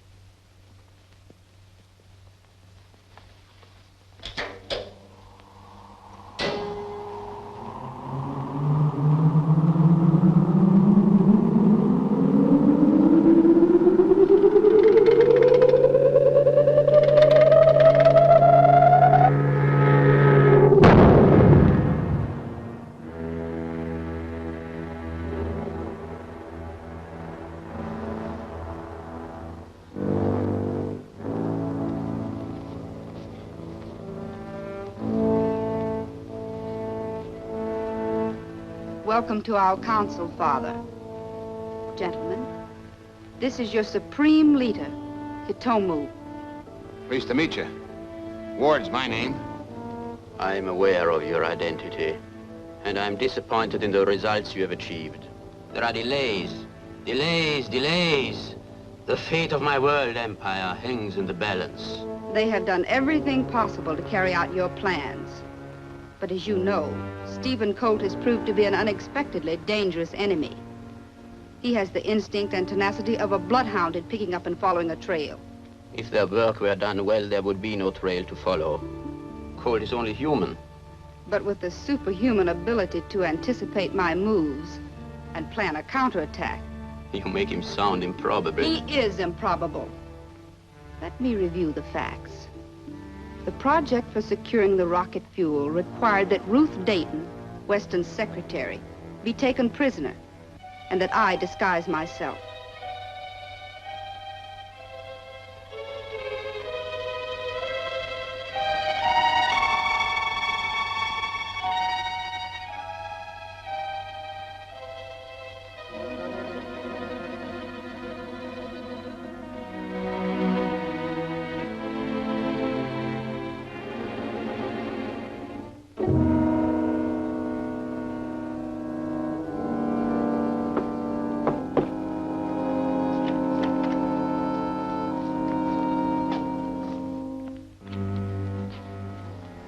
Scream all you want to now. No one will hear you.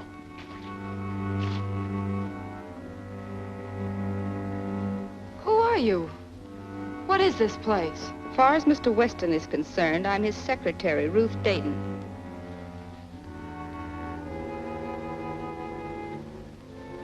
You mean that you hope to impersonate me? But that's preposterous. In spite of your disguise, your voice alone would betray you.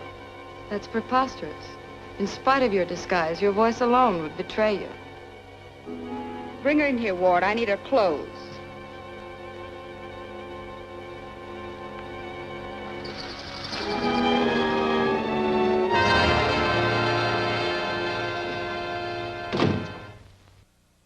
Ruth, no bad news, Murat, I hope. Oh, no. She gave me some valuables to take care of. I wonder if I could keep them in your safe. Why, yes, of course, my dear. Thank you.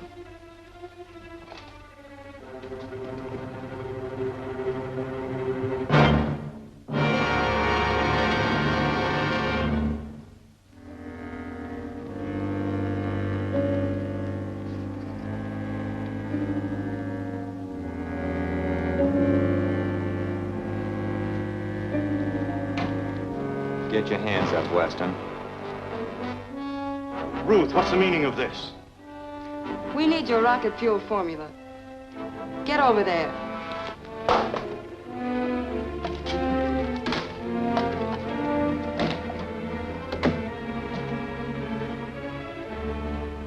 Then I heard a knock at the door.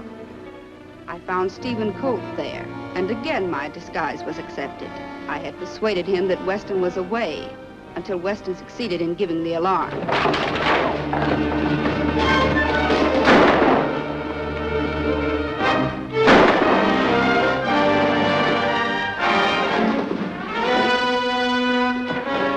Stop that girl.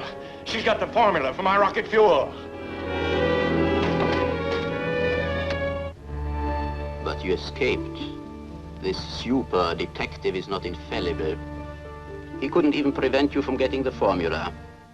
Only because our plan was well laid, and my men letter perfect in its execution. Ward picked me up in his car.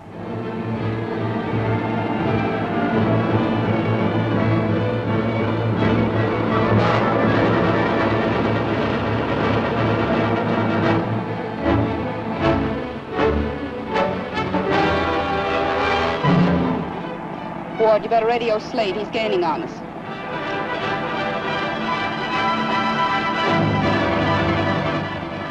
Ward calling Slade. Ward calling Slade. Ward calling Slade. Ward calling Slade. Come in, Ward. We're getting close to your corner.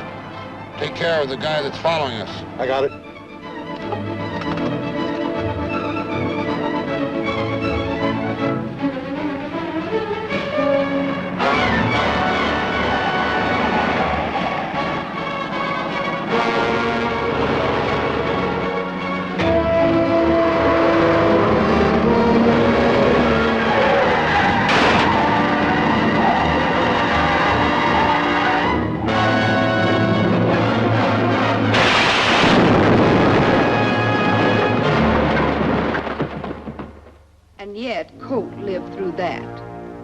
He not only lived, but 2 days later, when Mills and I went to the chemical warehouse...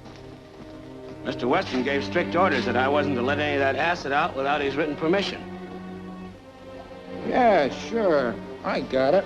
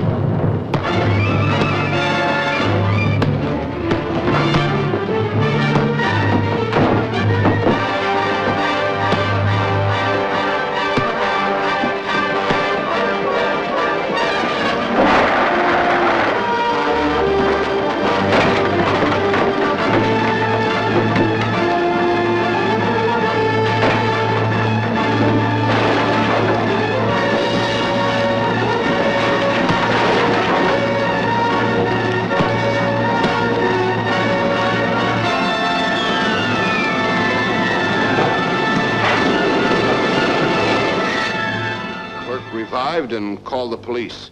Mills and I escaped just before they arrived. Perhaps you have done well. Up to the limit of your capabilities. But more subtle means are needed to destroy Mr. Colt. But, Father, we need Colt alive to find Weston. No. The man is far too dangerous to risk his recovery. Now, while he lies in the hospital, helpless, now he must meet the fate of the other victims of the Black Widow.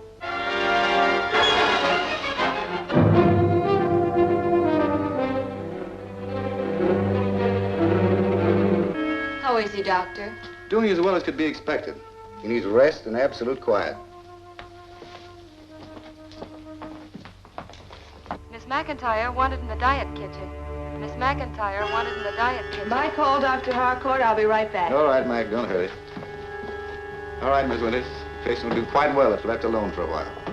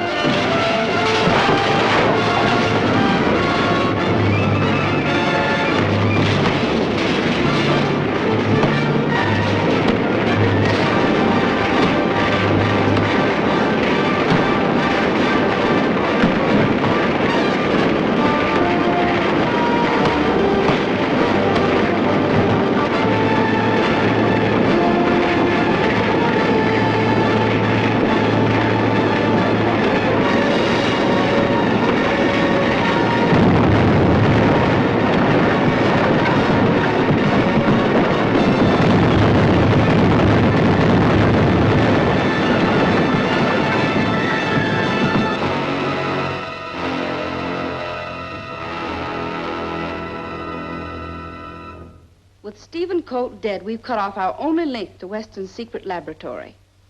And Hitomu's whole plan for world conquest lies in our securing Weston's atomic rocket. Madam need not regret the untimely death of Mr. Colt. Both he and Miss Winters are alive. Stephen Colt narrowly escapes death. That's too bad. Trapped in the explosion of a burning warehouse, the celebrated author and criminologist lies in Mercy Hospital, suffering from a severe concussion and possible internal injuries. Joyce Winters, Clarion reporter who was with Colt, escaped unhurt and was able to summon aid.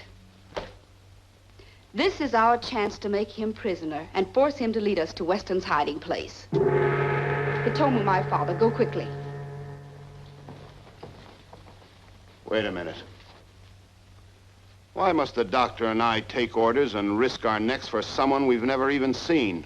Come on, Ward. No, wait till I've had my say. You tell me there's a supreme master who lives on the other side of the world and can be brought here in a few seconds by some sort of super scientific Rube Goldberg contraption. You doubt the existence of my father. When my neck's at stake, I believe only what I see. Perhaps you're right. Watch closely.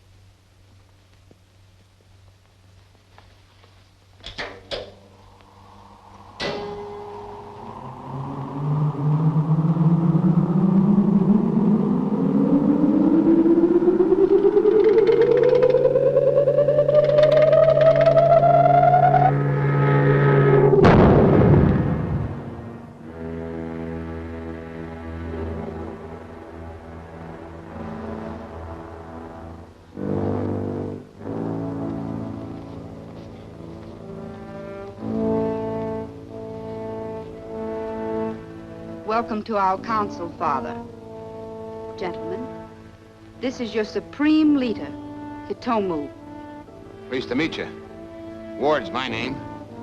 I'm aware of your identity, and I'm disappointed in the results you have achieved. There are delays. The fate of my world empire hangs in the balance. They have done everything possible to carry out your plans. But as you know, Steve Colt has proved to be an unexpectedly dangerous enemy. He has the instinct and tenacity of a bloodhound in picking up and following a trail. If their work were done well, there would be no trail to follow. Colt is only human. But with the superhuman ability to anticipate my moves and plan a counterattack. You make him sound improbable. He is improbable. Let me review the facts. The project for securing the rocket fuel required that Ruth Dayton, Weston's secretary, be taken prisoner, and that I disguise myself.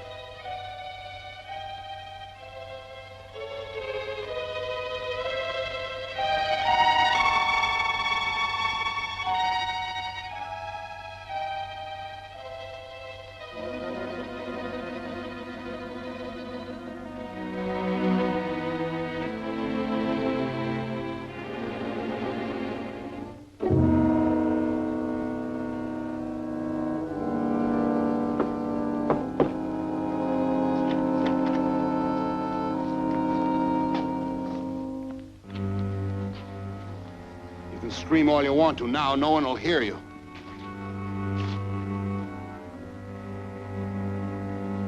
Who are you? What is this place? As far as Mr. Weston is concerned, I'm his secretary, Ruth Dayton.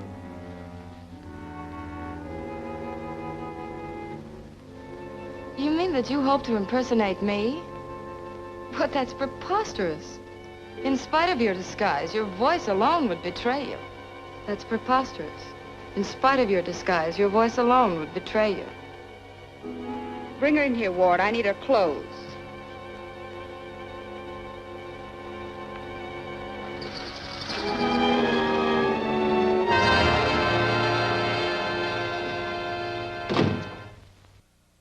Ruth, no bad news, Murat, I hope. Oh, no. She gave me some valuables to take care of. I wonder if I could keep them in your safe. Why, yes, of course, my dear. Thank you.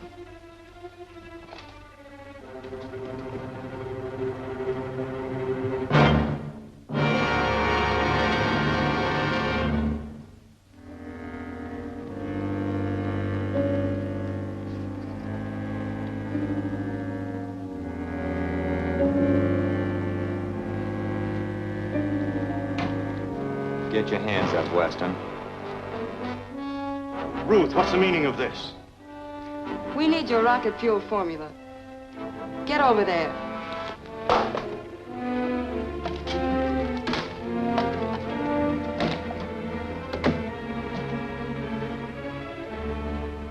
Then I heard a knock at the door. I found Steve Colt there, and again my disguise was accepted. I had persuaded him that Weston was away, until Weston succeeded in giving the alarm.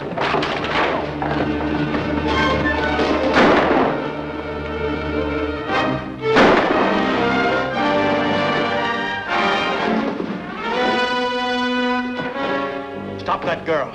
She's got the formula for my rocket fuel. But you escaped. This super detective is not infallible. He couldn't even prevent you from getting the formula. Only because our plan was well laid, and my men letter perfect in its execution. Ward picked me up in his car.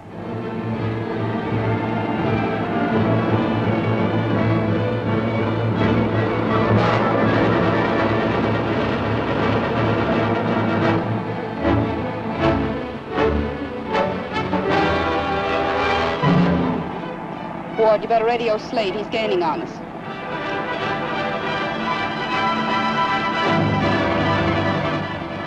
Ward calling Slade. Ward calling Slade. Ward calling Slade. Ward calling Slade. Come in, Ward. We're getting close to your corner. Take care of the guy that's following us. I got it.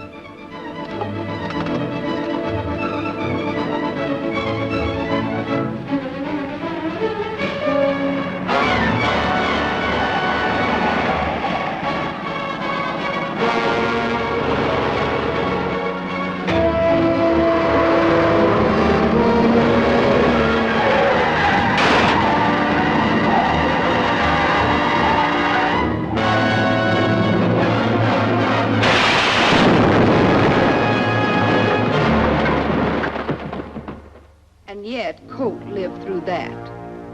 He not only lived, but 2 days later, when Mills and I went to the chemical warehouse...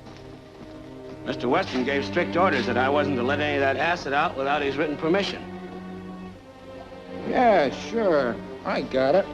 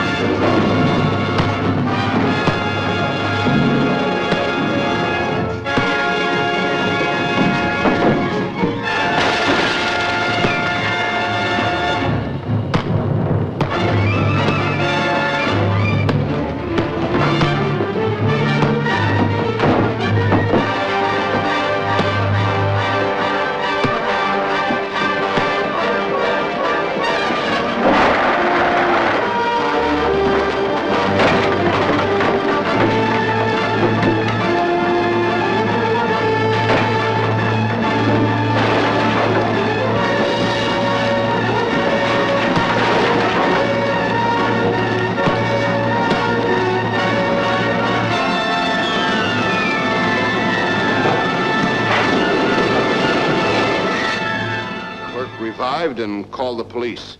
Mills and I escaped just before they arrived. Perhaps you have done well. Up to the limit of your capabilities. But more subtle means are needed to destroy Mr. Colt. But, Father, we need Colt alive to find Weston. No. The man is far too dangerous to risk his recovery. Now, while he lies in the hospital, helpless, now he must meet the fate of the other victims of the Black Widow.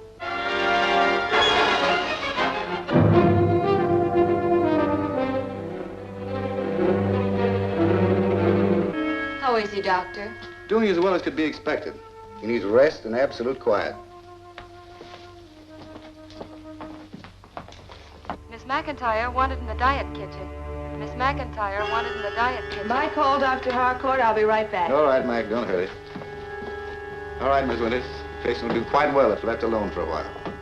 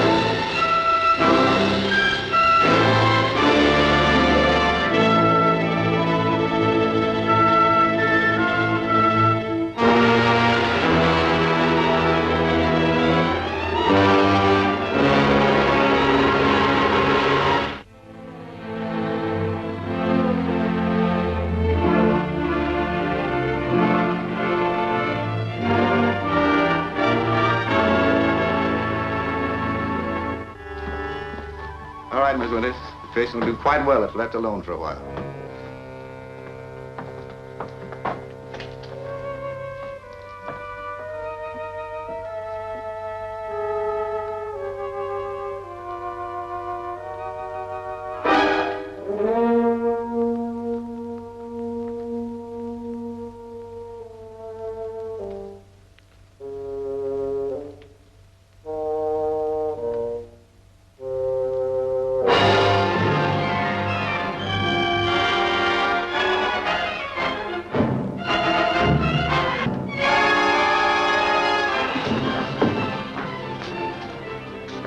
you're bad work, but who is she?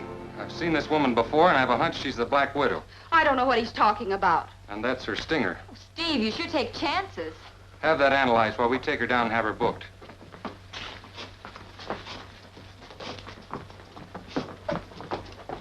What the well-dressed man is wearing this season, according to Esquire. Your hat and coat's in my office, Mr. Colt. Thank you, Doctor. Hello, is this the Clarion? Give me the city desk, please. How many times must I tell you? I'm Mary Arnold, trained nurse. All her papers seem to bear her out. Well, that may be. But I'm convinced I've seen this woman before in a fortune-telling establishment. Besides, her credentials could be forged, couldn't they? Granted. But I'd have to have positive proof that she's the Black Widow before I could ask the grand jury to indict her. Well, I'll need time to get that. Well, we can hold her without bail for attempting to murder you. How long will it take to get the proof? Long enough to check on all the fortune tellers in town? Ah, Colt, it's all very well and good for your storybook detectives to consult fortune tellers for their clues. We don't do these things in real life. Maybe I'd better explain. My investigations have led me to believe that the Black Widow's using a fortune-telling setup as a front. Now, by checking on all the fortune tellers immediately, we can find the one that's missing or unaccounted for. When we find that, I'm sure this lady will fit into the picture. After all, Mark, she can't be in two places at the same time. There must be 100 fortune tellers in the city. There are, but Miss Winters and I have a complete list, and we'll start checking immediately. I'll notify you when we find the right place. Right. That's all we can do here. If you want anything, just ring for the bellhop.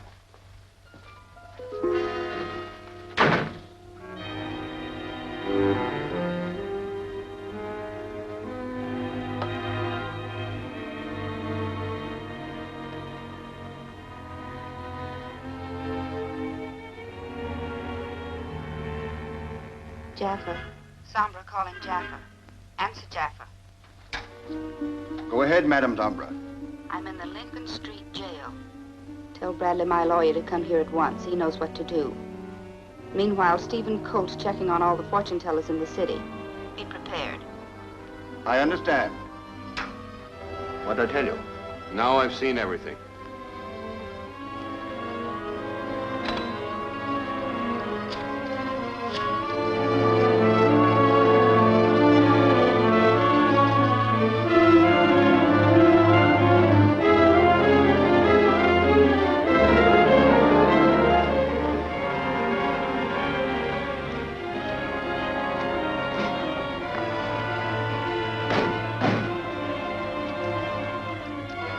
Here's your card. Send 2 bits and get your picture.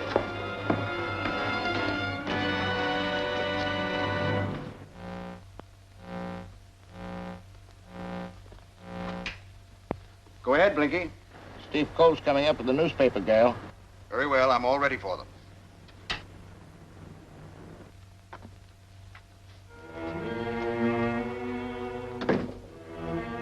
I'm glad to see you again. What brings you here, Mr. Colt?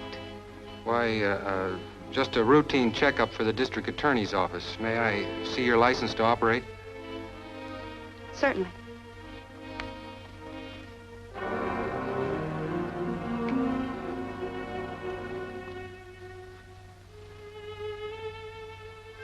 Thank you. I'm sorry to have bothered you.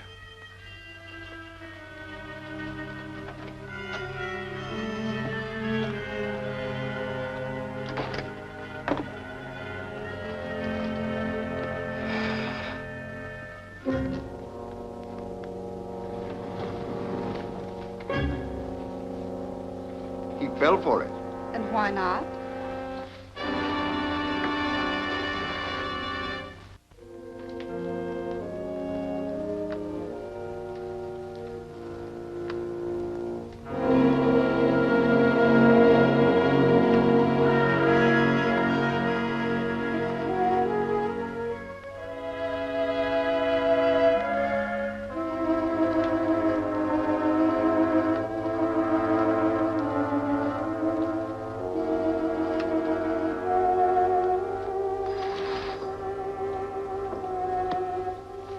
Thank you, Trixie.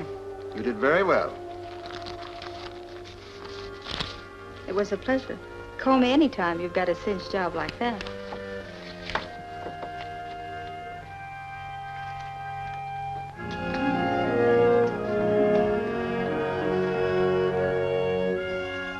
Surely, Mr. Bradley, something can be done. They're holding you on a charge of attempted murder.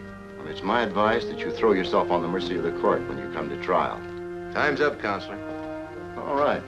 I was just leaving. Oh, perhaps you'd like to read this. I'll have to examine it first.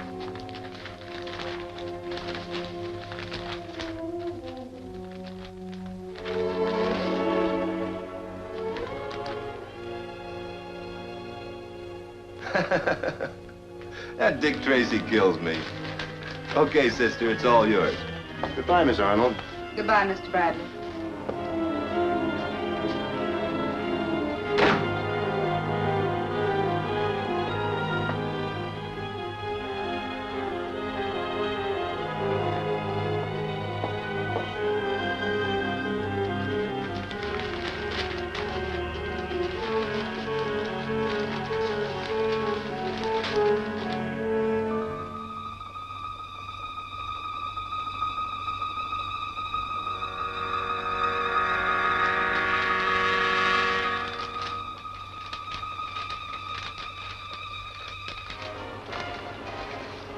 Really got me.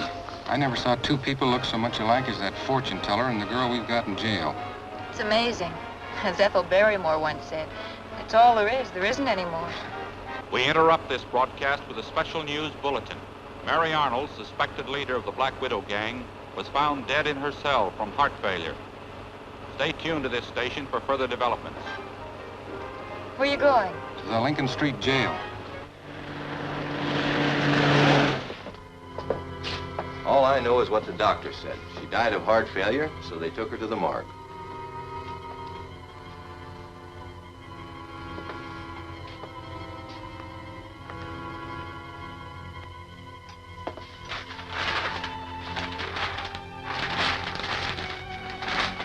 Where'd this come from? The girl's lawyer brought it to her. There wasn't anything in it. I looked through it before I let her have it. Was this torn out before you gave it to her?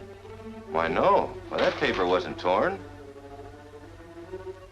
If what I suspect is true, she merely drugged herself to simulate heart failure. Where are you going? To the morgue.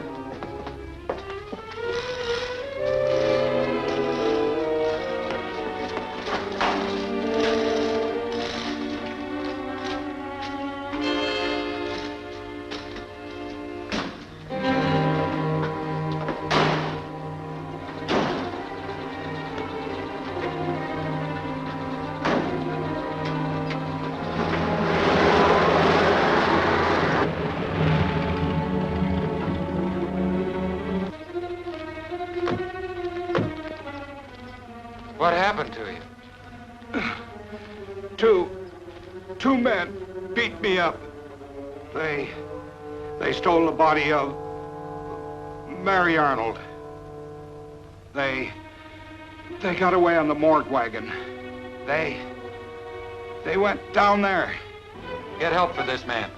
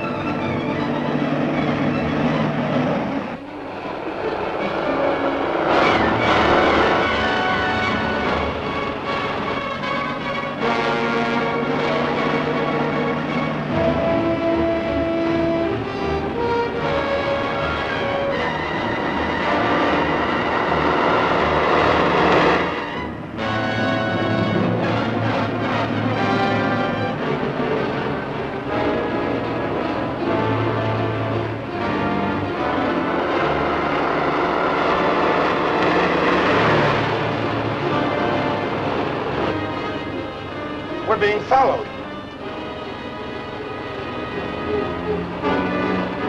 Tell Smith to speed it up. Hey, Smith, speed it up.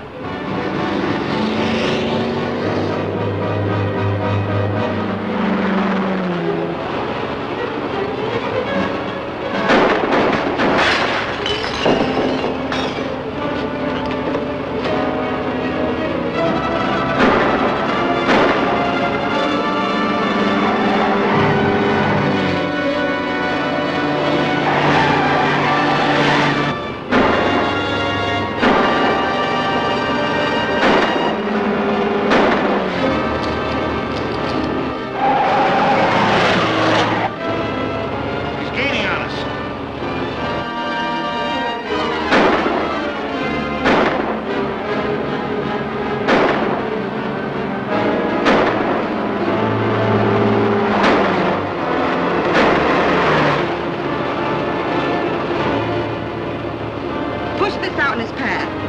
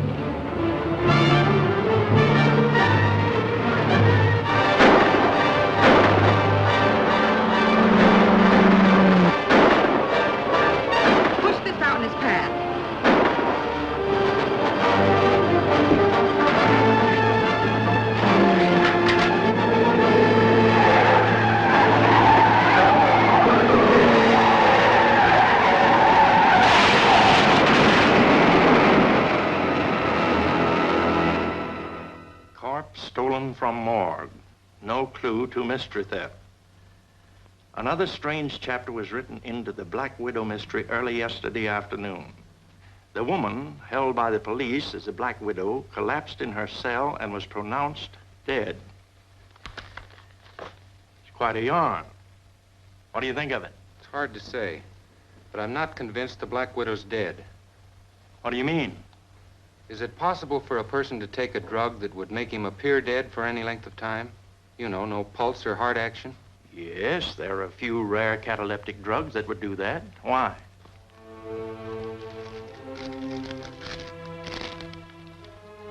These pieces of paper came from a drinking cup I took from the Black Widow's cell. They were slipped to her by a Confederate. Strange odor. That could contain a drug. Exactly. If we could analyze that paper, we might confirm my suspicions. What are we waiting for?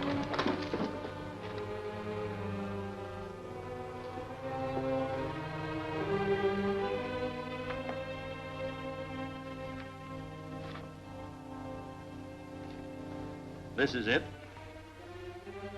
Carbovinicol, a rare drug used in experimental medicine to induce a cataleptic state, developed by Dr. Z.V. Jaffa in 1942. That cinches it. The Black Widow's still alive. This Dr. Jaffa, do you know anything about him? Yes, he was a brilliant organic chemist. During the war, he was convicted of illegal sale of hypnotic drug. While awaiting an appeal in the federal jail, he died suddenly of a heart attack. Heart attack? Heart failure. Strange coincidence. It's just a hunch, but I'm going to check with the authorities on this Jaffa character. See you later. Good luck. All right, Sherlock. So you've got a lead to someone who might know something about a Dr. Joshua that Weston told you about. The name is Jaffa. That's what I said. Well, anyway, he was the cellmate of a man named Fillmore Hagan, who now owns the Classic Bookshop.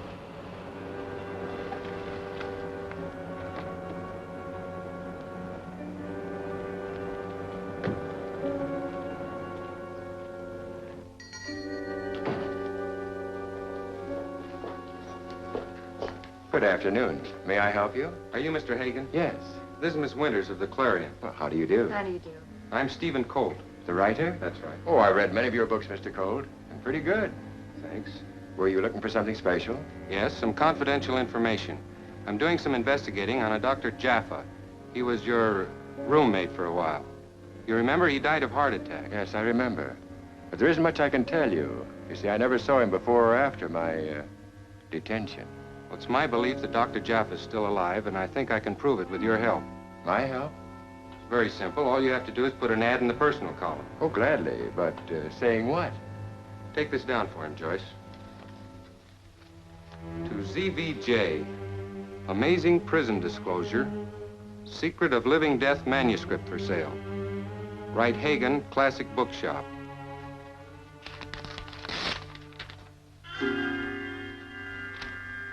But I don't understand.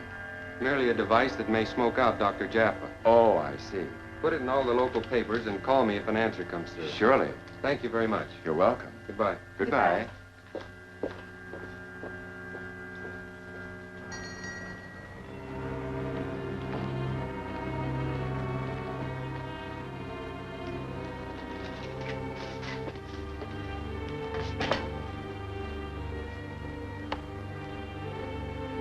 Hagen calling Jaffa.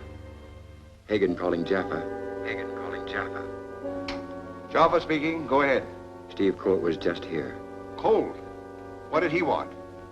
He suspects you're alive. He wants me to put an ad in the papers to see whether you will bite. Hagen, I want you to come over here at once. Okay.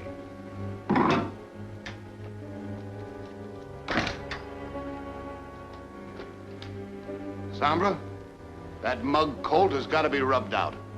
You put it so crudely. But quite clearly, it's our lives or his. Steve Colt is the one person standing in the way of our getting the atomic rocket. And like you said, without it, Hitomu can't work out his plans to become #1 man of the world. An astute observation, Ward. But before we can take action, everything must first be arranged with Hagen. Afternoon, Cole. Hello, Hagen. Miss Winter. Pretty quick answer. Yes, I have it here at my desk. And only 2 days after I placed the ad. Understands your offer and will be pleased to talk business with you. 34 Chestnut Lane today at 3. ZVJ. That's Jaffa, all right. Oh, it worked. Thank you very much. You're welcome. I'll let you know how it comes out. Fine. Goodbye. Goodbye.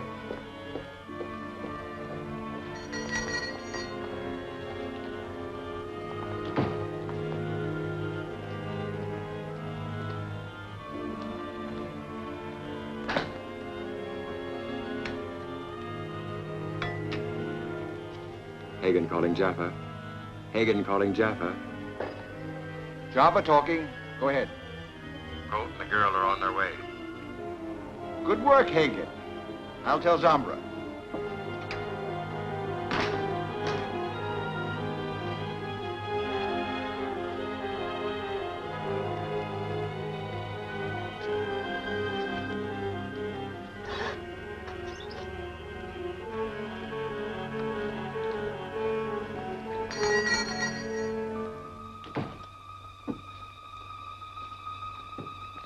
Sorry to bother you, but Miss Winters picked up the wrong book. Oh. Well, here it is. This book might interest you.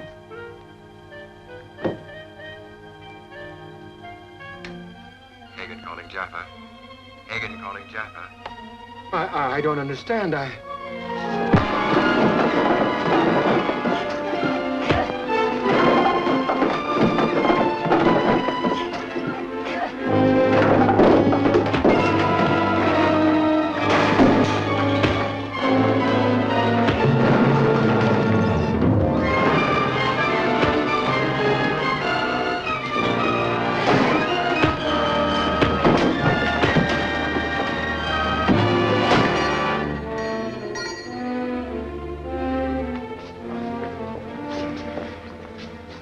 Hagen down to headquarters.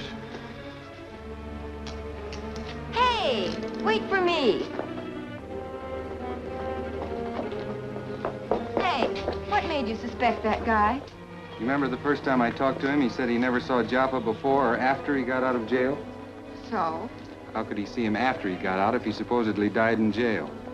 Now, why didn't I think of that? You'll get your chance. Right now, we've got a date at 34 Chestnut Lane.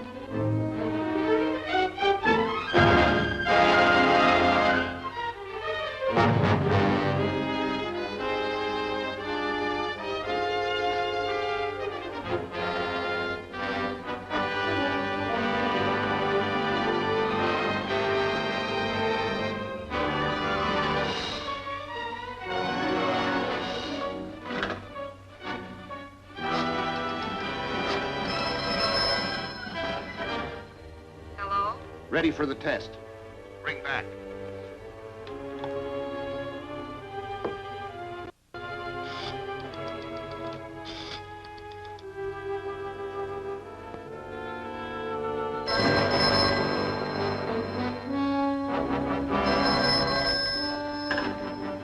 It works. I'll set it now and warn you when Colt gets here.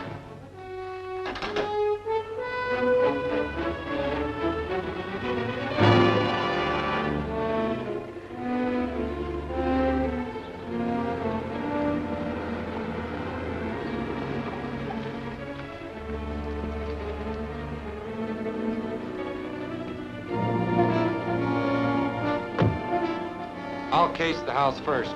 You keep your bright eyes open back here. If it looks like there might be trouble, just blow the horn. All right, but I don't like it. Good luck.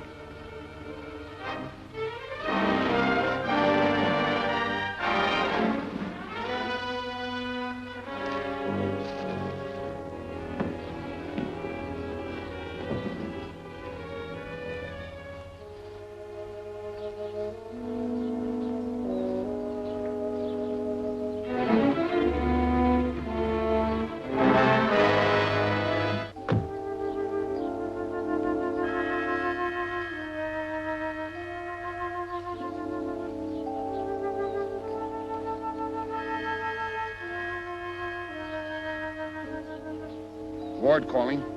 Come in. Come in. Ward calling. Go ahead. Stand by. Colt's about to go in. All right, mister, get out.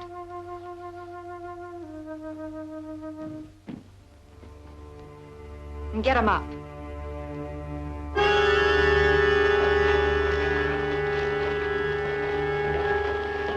It's Colt's girlfriend. Everything's okay. Stand by.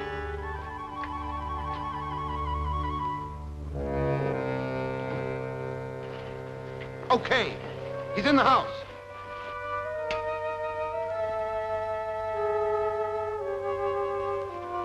You got here just in time to see your boyfriend blown all over the countryside.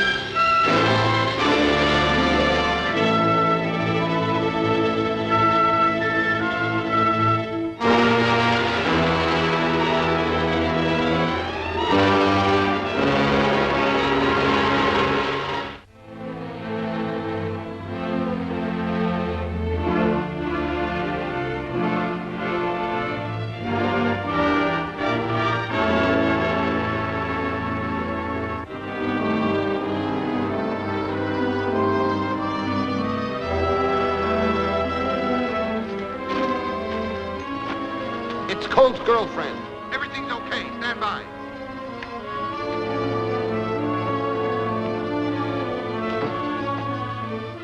Okay. He's in the house.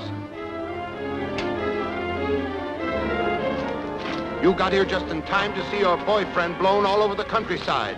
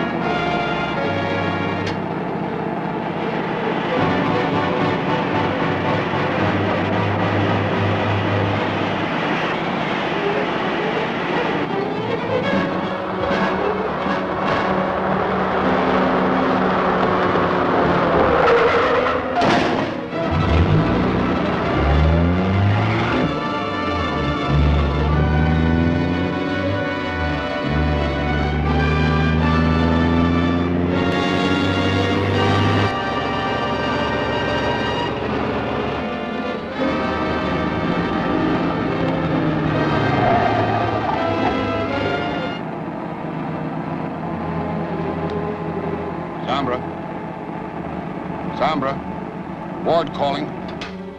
What is it, Ward? Colt got away. That newspaper girl tipped him off.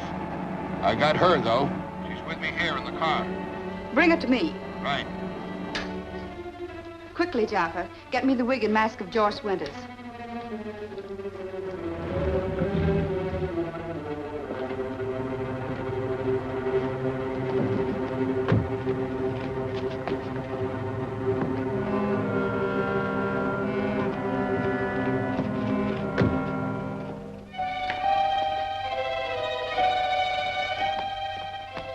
I'll take her. Drive your car around to the front. Sombra will use it. Right.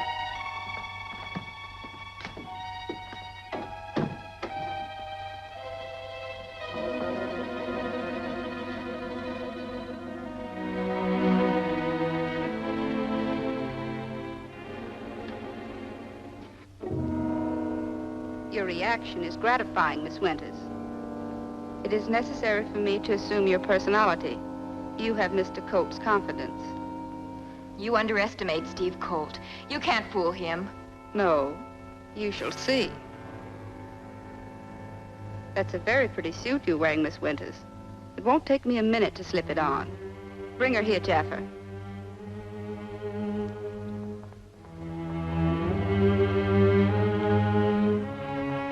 She was wearing a gray striped dress and carried a black bag. Well, I didn't know you noticed. Joyce! Never mind, here she is now. Am I glad to see you? I'm not exactly crying either. Here's one for your next book, Sherlock. You know how Ward got away? No. He changed the color of his car. He what? No fooling. How could he? Don't ask me, I'm just a reporter. When I blew the horn to warn you, Ward hit me on the back of the head. But hard. When I came to, I was lying in the back seat and he was driving down the road like mad. I played possum and Ward pulled a couple gadgets on the dashboard. Presto. It was a car of a different color. You sure that blow Ward handed you was... Now, Joyce, we have to stick to... I know it sounds fantastic, but that's it. You breezed by after Ward had turned his car around. He leisurely headed back toward town. And then I still played possum and Ward drove on a ways, and just as we got into town, bang, a blowout. Ward made a few choice remarks, and when he got out to fix the tire, I simply drove off. Flat tire and all? You guessed it. Car's parked outside now. I thought you might want to see it. Nicely understated. Coming, Walker? I can't. Give me the city desk.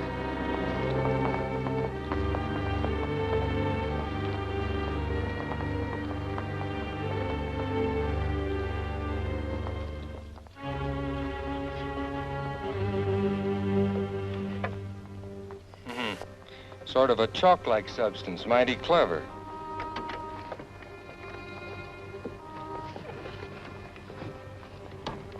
All Ward did was to pull this to make the car change color. And this worked the radio when he talked to the Black Widow, and she told him... Wait a minute. You mean he talked to the Black Widow over the radio? Well, yes. He told her you got away. She answered, of course. Of course. She told him to come on in, wherever that is, and to bring me along. Maybe we've got something here. Turn that thing on. There it is. But I can't understand Where Ward is. The Black Widow told him to bring the girl here, and I need him. What's up? Can I handle it? Well, you'll have to. Where are you now? On Butler Street, near the park. I see. We strike at Weston within the hour. Do you know where he is? We'll find him. We have a detector, an electrical device sensitive to plutonium. It'll lead us to Weston. Get your men together and stand by. Right. That's silly. There can't be such a detector. Only there is, and obviously the Black Widow's gotten one and is ready to use it. Weston and his rocket will have to be moved out of danger. But if the thing really works, how can you hide the rocket? By moving Weston and his rocket to a government arsenal where they won't be able to touch him. And that's where the Black Widow will have to look for him. See you later. Wait for me. I'm going too.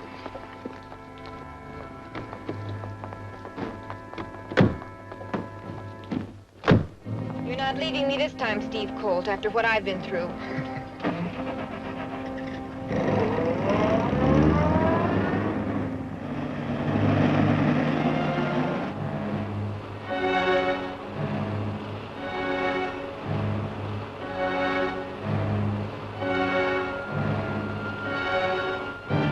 Out Euclid Avenue.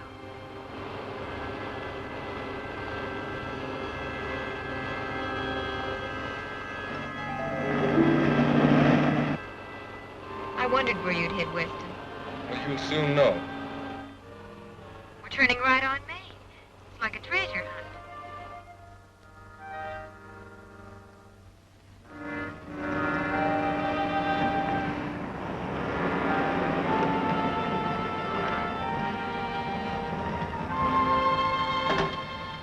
Munzie Rental Service. Weston's not here. I know it. I'm going to pick up a truck. We'll need it to move the rocket.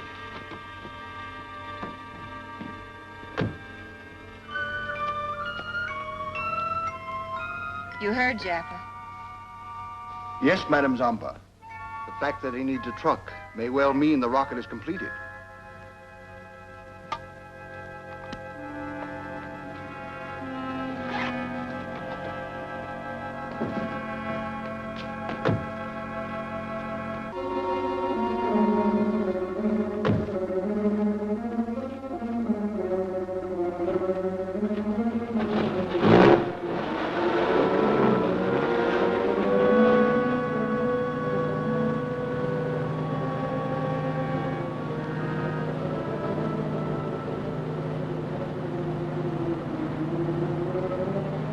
Wilton Boulevard. Well, we're headed for the country. Right.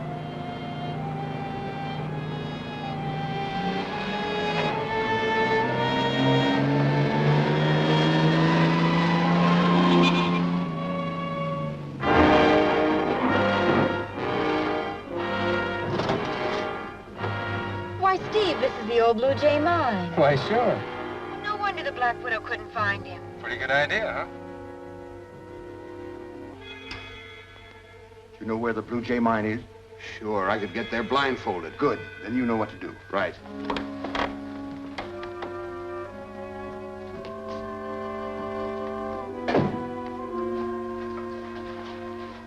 Oh, Steve, Joy. Hello, Dr. Weston. Well, I didn't expect you until tomorrow. Well, I'll explain later, but we have to move the rocket now. Is it ready to go? All except the tail assembly. It isn't packed yet. Well, hurry with it. I'll load the truck while you're finishing.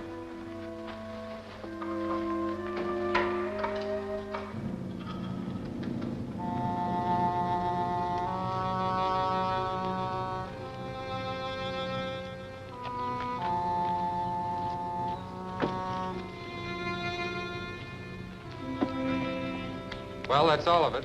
What about the gyro motor? We haven't loaded that yet. Weston will bring that. That's one thing he insists on moving himself, and I don't blame him. The rocket's no good without it.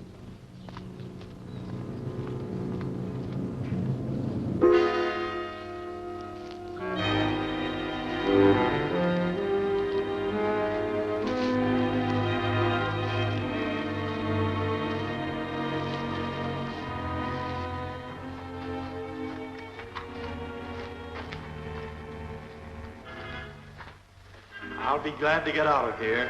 It has been rather confining. You'll get used to it.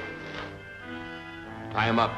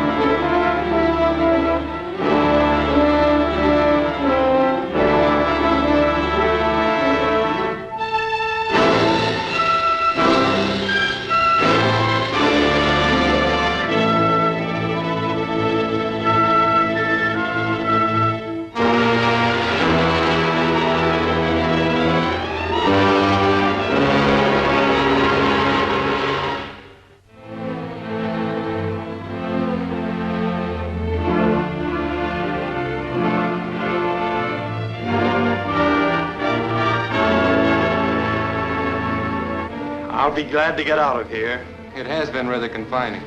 You'll get used to it. Tie him up.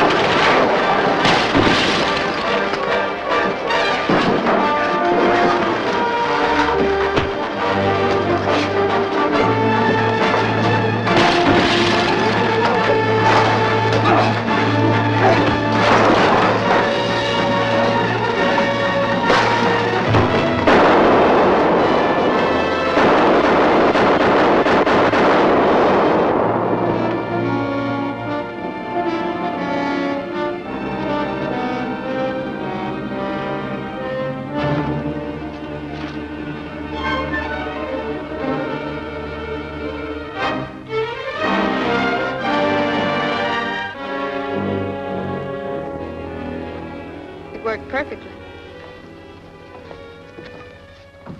I'm indebted to you, Miss Winters. Without the use of your personality, we wouldn't have possession of Mr. Weston's atomic rocket. Steve Colt doesn't quit. He'll get the rocket back and you and your gang along with it. I doubt it. Within a few hours, neither we nor the rocket will be in this country. Soon your people will see many atomic rockets hurled at every part of the world, until those who dare oppose the will of my father Hitomu either surrender to his rule, 'or die.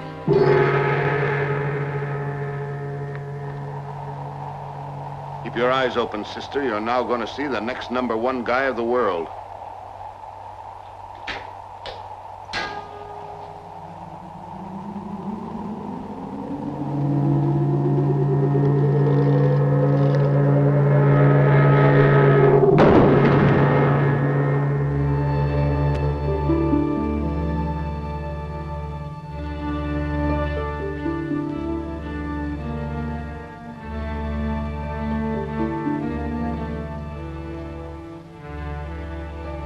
So the most difficult phase has been completed successfully.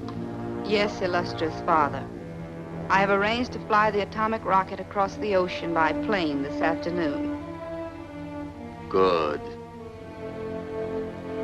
All parts are in perfect condition. Why, I assume that... Nothing must be assumed. Bring the rocket here. It must be checked before it is delivered to my laboratories. I shall wait.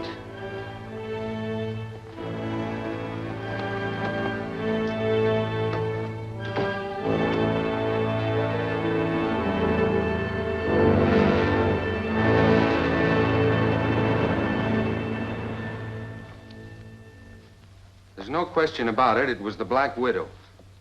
And Joyce must be the Black Widow's prisoner. Yes, if she's still alive. Weston was pretty badly shaken up at first. Thought Joyce had sold him out. The Black Widow's clever. She had me fooled. That gag about Ward's car. What did you say? Ward's car. That's it. We've got it, man. What do you mean? Ward's car. There's a two-way radio in that car tuned to the same wavelength as the radio at the Black Widow's hideout. I know, but... We'll try to spot that hideout through radio triangulation. Let's take a look at this map. We'll station a man here, here, and here.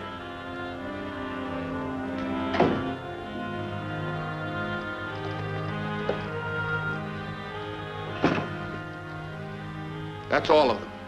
Open the boxes. Don't stand there staring. Open them.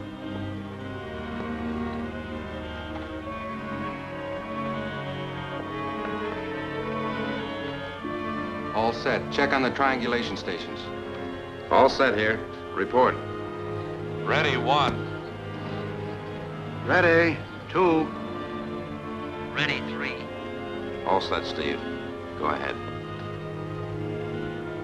Now. Now. Jaffa. Calling Dr. Jaffa. Answer, Dr. Jaffa. Stephen Colt! Steve, this is Joyce.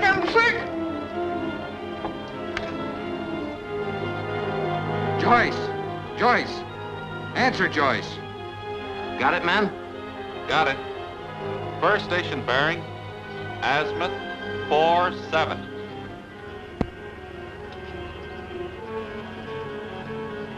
Second station bearing, azimuth 102. Third station bearing, azimuth 268.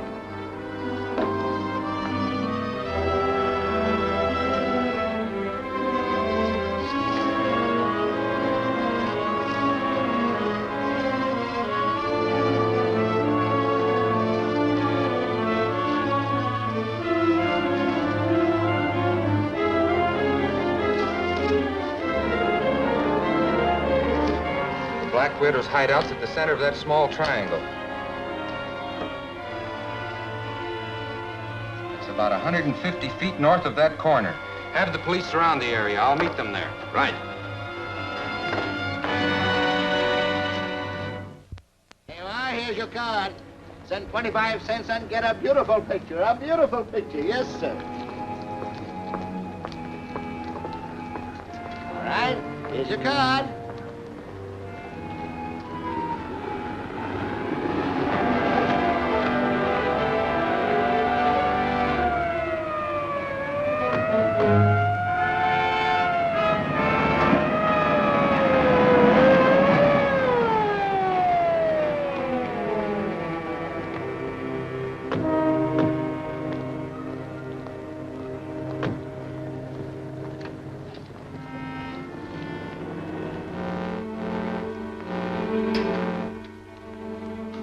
Yes, Blinky? 2 carloads of cops just closed off the block. Watch them. Keep us informed of their actions. Right.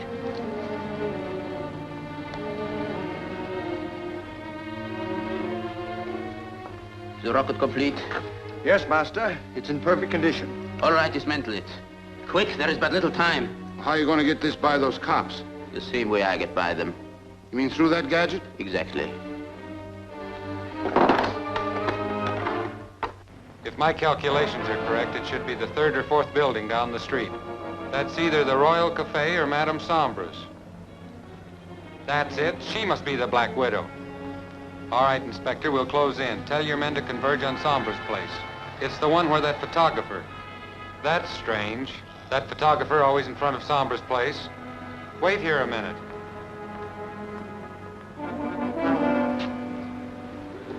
Colt's heading this way. We need another 10 minutes, Sombra. You must delay Colt.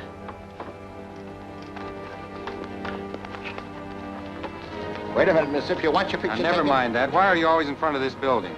I don't see why that's any of your business. Well, make it my business. Oh, you will.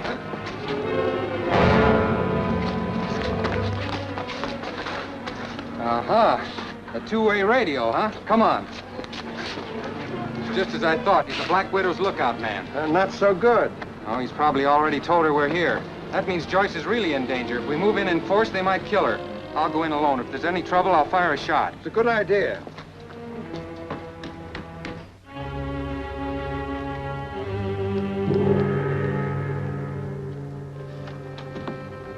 How do you do, Mr. Colt? Where's Joyce Winters?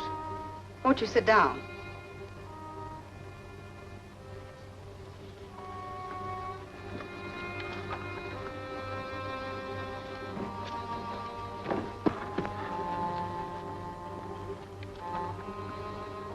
We're both at a disadvantage, Mr. Colt. You have me, but I have Joyce Winters. Perhaps we can make an exchange. Meaning what? My freedom for her life. You know, I could fire this gun and call in the police. No, Mr. Colt. It wouldn't work. The rooms are soundproof. Joyce Winters would be dead before anyone could reach her. Cigarette? No, thanks. It is a delicate situation, Mr. Colt.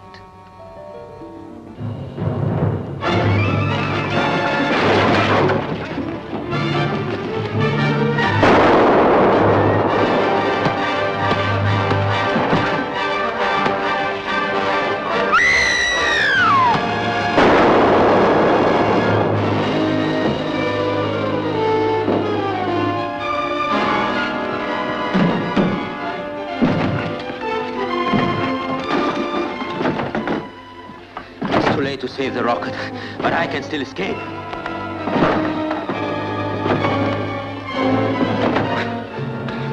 You're not gonna leave me here. We can't both go. Only one can be transported at a time. Very well.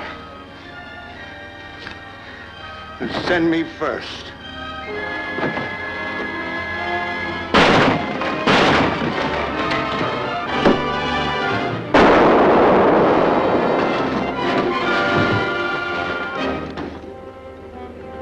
I guess this is the end.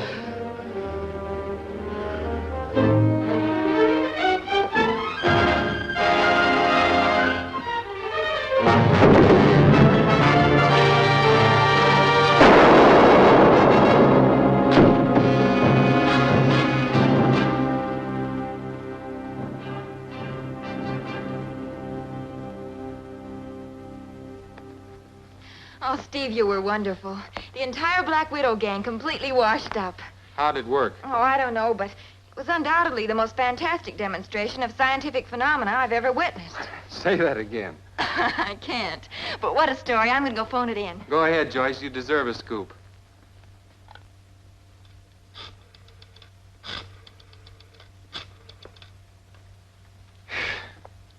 I'm glad it's over. I've had enough excitement to last me the rest of my life. Now I'm going to relax for a month and then write a book about... Hello, Mr. Walker. This is Joyce Winters, your star reporter calling. Well, I'm fine. What? In Miami? Swell. Get my reservations. Right away. Where are you going? To Florida. Hitler's reported hiding in the Everglades, and I'm going to cover it. Hey! Wait for me! I'm coming too!